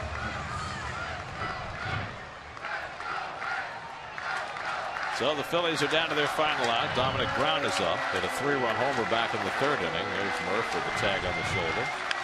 And Brown hits it out to left. Cespedes is there, and that'll do it. A record-setting night for the New York Mets. As they bombard the Phillies, they mark David Wright's return to action with a franchise record 8 home runs as they slaughter the Phillies 16-7. David Wright with the arm around Daniel Murphy, like, I'm just happy to get this over with. Opening day for David Wright has said what it felt like. What a day it was, with the home runs, with the doubles, with the mulligan from Jacob deGrom, and the great pitching from Sean Gilmartin. David hit the first of the Mets' 8 home runs tonight. Mets banged out a franchise record 15 extra base hits. They've scored 49 runs in their last 4 games, and their captain there to celebrate with them. He had a big part in it. As the Mets wallop the Phillies, they're now 9-1 against Philadelphia this year. As they go 5.5 games in front of the Nationals, their largest lead in the National League East this season. Here's your game summary. 8 home runs, 15 extra base hits, franchise records for both. David Wright homering in the 2nd deck in his first at bat in 4.5 months, and all went well from there despite a rough outing for Jacob deGrom tonight. The Mets win it 16-7. For every Mets win, the Mets Foundation is proud to contribute $2,500 to the Cats Women's Hospital and the Cats Institute for Women's Health. For more information, visit northshorelij.com/KIWH. This win brings the total contribution so far this season to $170,000. New York Mets baseball on SNY is brought to you by Toyota. See where Toyota takes you. Test drive one at your Toyota dealer. Toyota, let's go places. By Geico, over 75 years of savings and service. By the New York Lottery, hey, you never know. By Pepsi, the official soft drink of Major League Baseball. And by Cadillac. It's a famous score in New York sports history. Jets over the Colts 16-7. Tonight, the Mets over the Phillies 16-7. What will they do for an encore? We'll find out tomorrow night. Noah Syndergaard against Jerome Williams. Our coverage begins tomorrow night at 6 o'clock. Right here on SNY. Big night for the Mets tonight. Now for Ron Darling, Steve Gelbs, and our entire SNY crew. I'm Gary Cohen in Philadelphia. Time for WB Mason postgame live. Let's join Gary Apple and Nelson Figueroa.